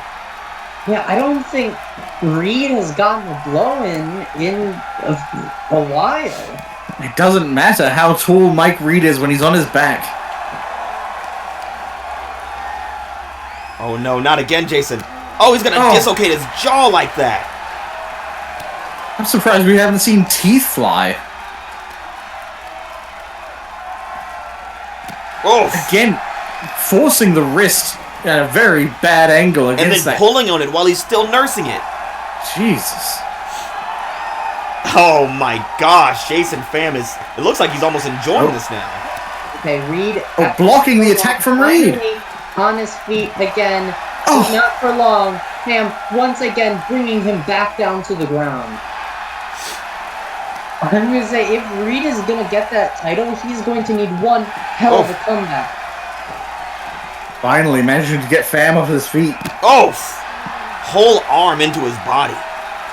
You can see just how long it takes Reed to stand up, how much of an unrelenting beating he's taken, how much effort he's putting just to stand up. Oh my Pham, god. not only fast on his feet, fast on the defense, he isn't, despite the fact he's showing off for the crowd, despite the fact he's throwing out taunts, you can tell he's not overconfident. He's always ready for that counterattack. I think Pham just needs to make sure that he doesn't exhaust himself, because at the end of the day, this match does have to end in the ring. No, they still have a bit of distance between them. Reed's on his feet. Back on his feet. Devastating blow straight to the face. Looks like Pham he's trying flipping to out of it! But not quite. Jason Pham is a slippery son of a bitch. Oh, and look at him! Basking in it yet again. Maybe this is a strategy to infuriate Reed so he doesn't focus. The last thing I would want is Reed offense. focusing on me, blocking again, Jason Pham. Trying to get him again. Oh, that time he caught him.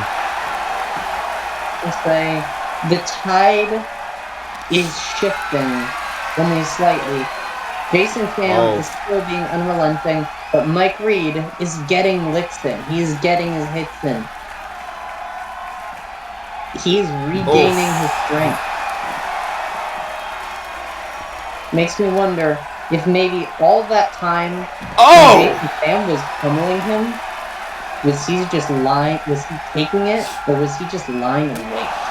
You see how Reed just yanked his leg as he drew him closer to the ring? Oh, Pham's back out again. Oh, Pham that time using the barricade to get some leverage out of that, kicking off it, and he's got Reed in a knee bar, yeah. Hard to tell. It's outside the ring, so it won't count as an actual tap out if Reed does tap out. But I think it may just. The crowd can't see it yet, but Reed definitely kicked the hell out of Jason Pham enough to draw blood. Oh, right on the eye too. Right along the side of his head. And he's going in for a rolling deathlock. A modified rolling deathlock at that. It's... Oh, but Reed just slapping at his knee. Moving the leverage and punching at that already busted open eye. Finding the weakness and exploiting it. Both our competitors look exhausted. Not Reed, as he's bitch pressing him. Strength. Oh, dropping him. Great. Oh my god, again! Again! Again! And now just walking him in a circle. Showing what he can do. Oh! Even after everything, he can still do this. That's a long fall to the ground.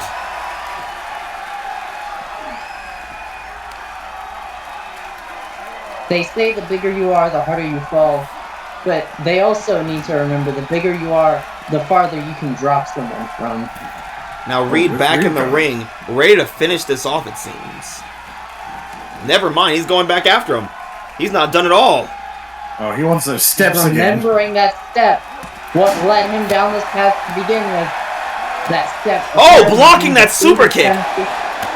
Ooh, but not all of them. Another string. Jason Pham said, I'm not done yet. Burst of energy. He saw Reed going for those steps, and he knew what he had to do. Jason Pham got this title not through winning any challenge, not through winning a battle royale, but through just opportunity. We know that any opportunity that he's given, he will take. Is Jason Pham? He's going to the steps now. A little bit harder for him to pick up, but still. Just dropping him down on him. A little too heavy. Unlike Reed, he knows his opponent is still down.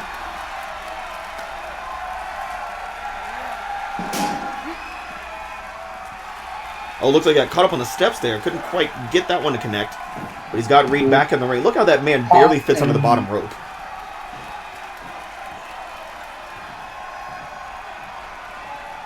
Pham stalking Now the two around the stalking outside. each other.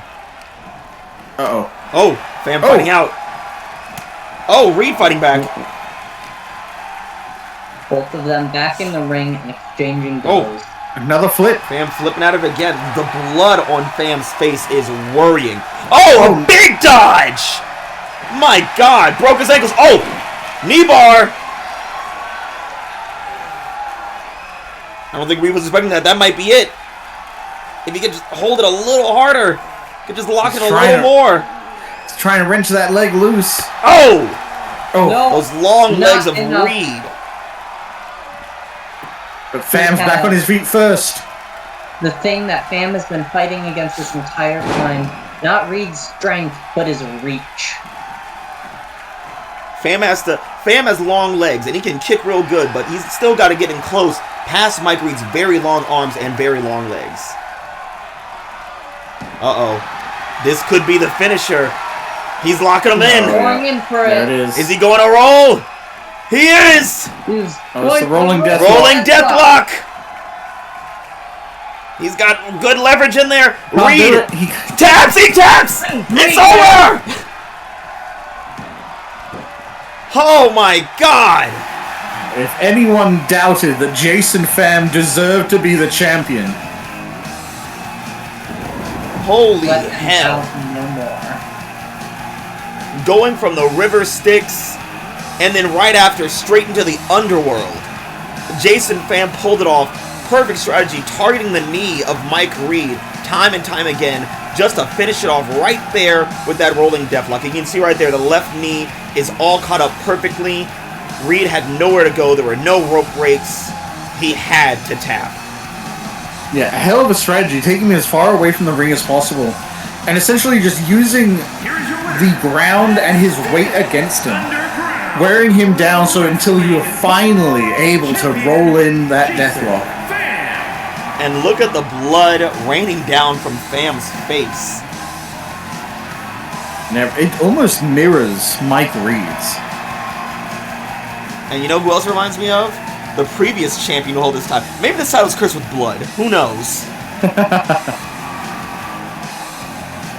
Pham should hold his head high leaving the ring today because, wow, what a showing from the champion. From the world champion. An incredible hold. I feel like people would have doubted that. I think a lot of people thought Mike the Reaper Reed would have been Cassidy's greatest challenge. And here he is. Pham not only defeated Graves, he defeated Mike the Reaper Reed as well. Yeah. I don't know who's in Pham's future as the champion, as the face of the company. It could be Adrian Yamamoto, who's finally achieved his goal of defeating Cassidy Graves. It could be his old rival, Elliot Rhodes. It could be somebody who's been lurking in the shadows who desired that title, who, knocked Mike Reed down a peg, Warren Maverick. Jason Pham has got to keep his head on a swivel as the champion because anything could happen any given Wednesday. Well, What? Adrenaline. Adrenaline. I'm a little pumped after that last one. So, Yeah. Camper, Ava, I only have one thing to say, I guess. It's Yeah. good to be back. Yeah, Hell yeah. baby. Back. UPW is back, baby. And any given Wednesday, anything could happen. Except for death. Ava. This has been Adrenaline. We have new champions as we come into the new year of UPW 2025. That's right. We have Evolution as our tag team champions. Richie Rivera still holds on to the men's title. Rhylee Thunder as the new bearer of the curse. I mean the women's world championship. By a millimeter of difference, the Lucha Dragons cling to their victory. And of course, Jason Pham is still your UPW World Champion. And, I'm surprised we didn't see Alexia Quinn, who is holding the borrowed time briefcase for the women's title. I don't know when it's going to come to play, but she has on to that more. She has all the time in the world to see when that curse starts to build up again. Well, this has been Adrenaline, everybody. Thank you for joining us. Hey! Sorry. How dare you! This has been You UPW's Adrenaline. Thank you for joining us. And good night. We're back, baby.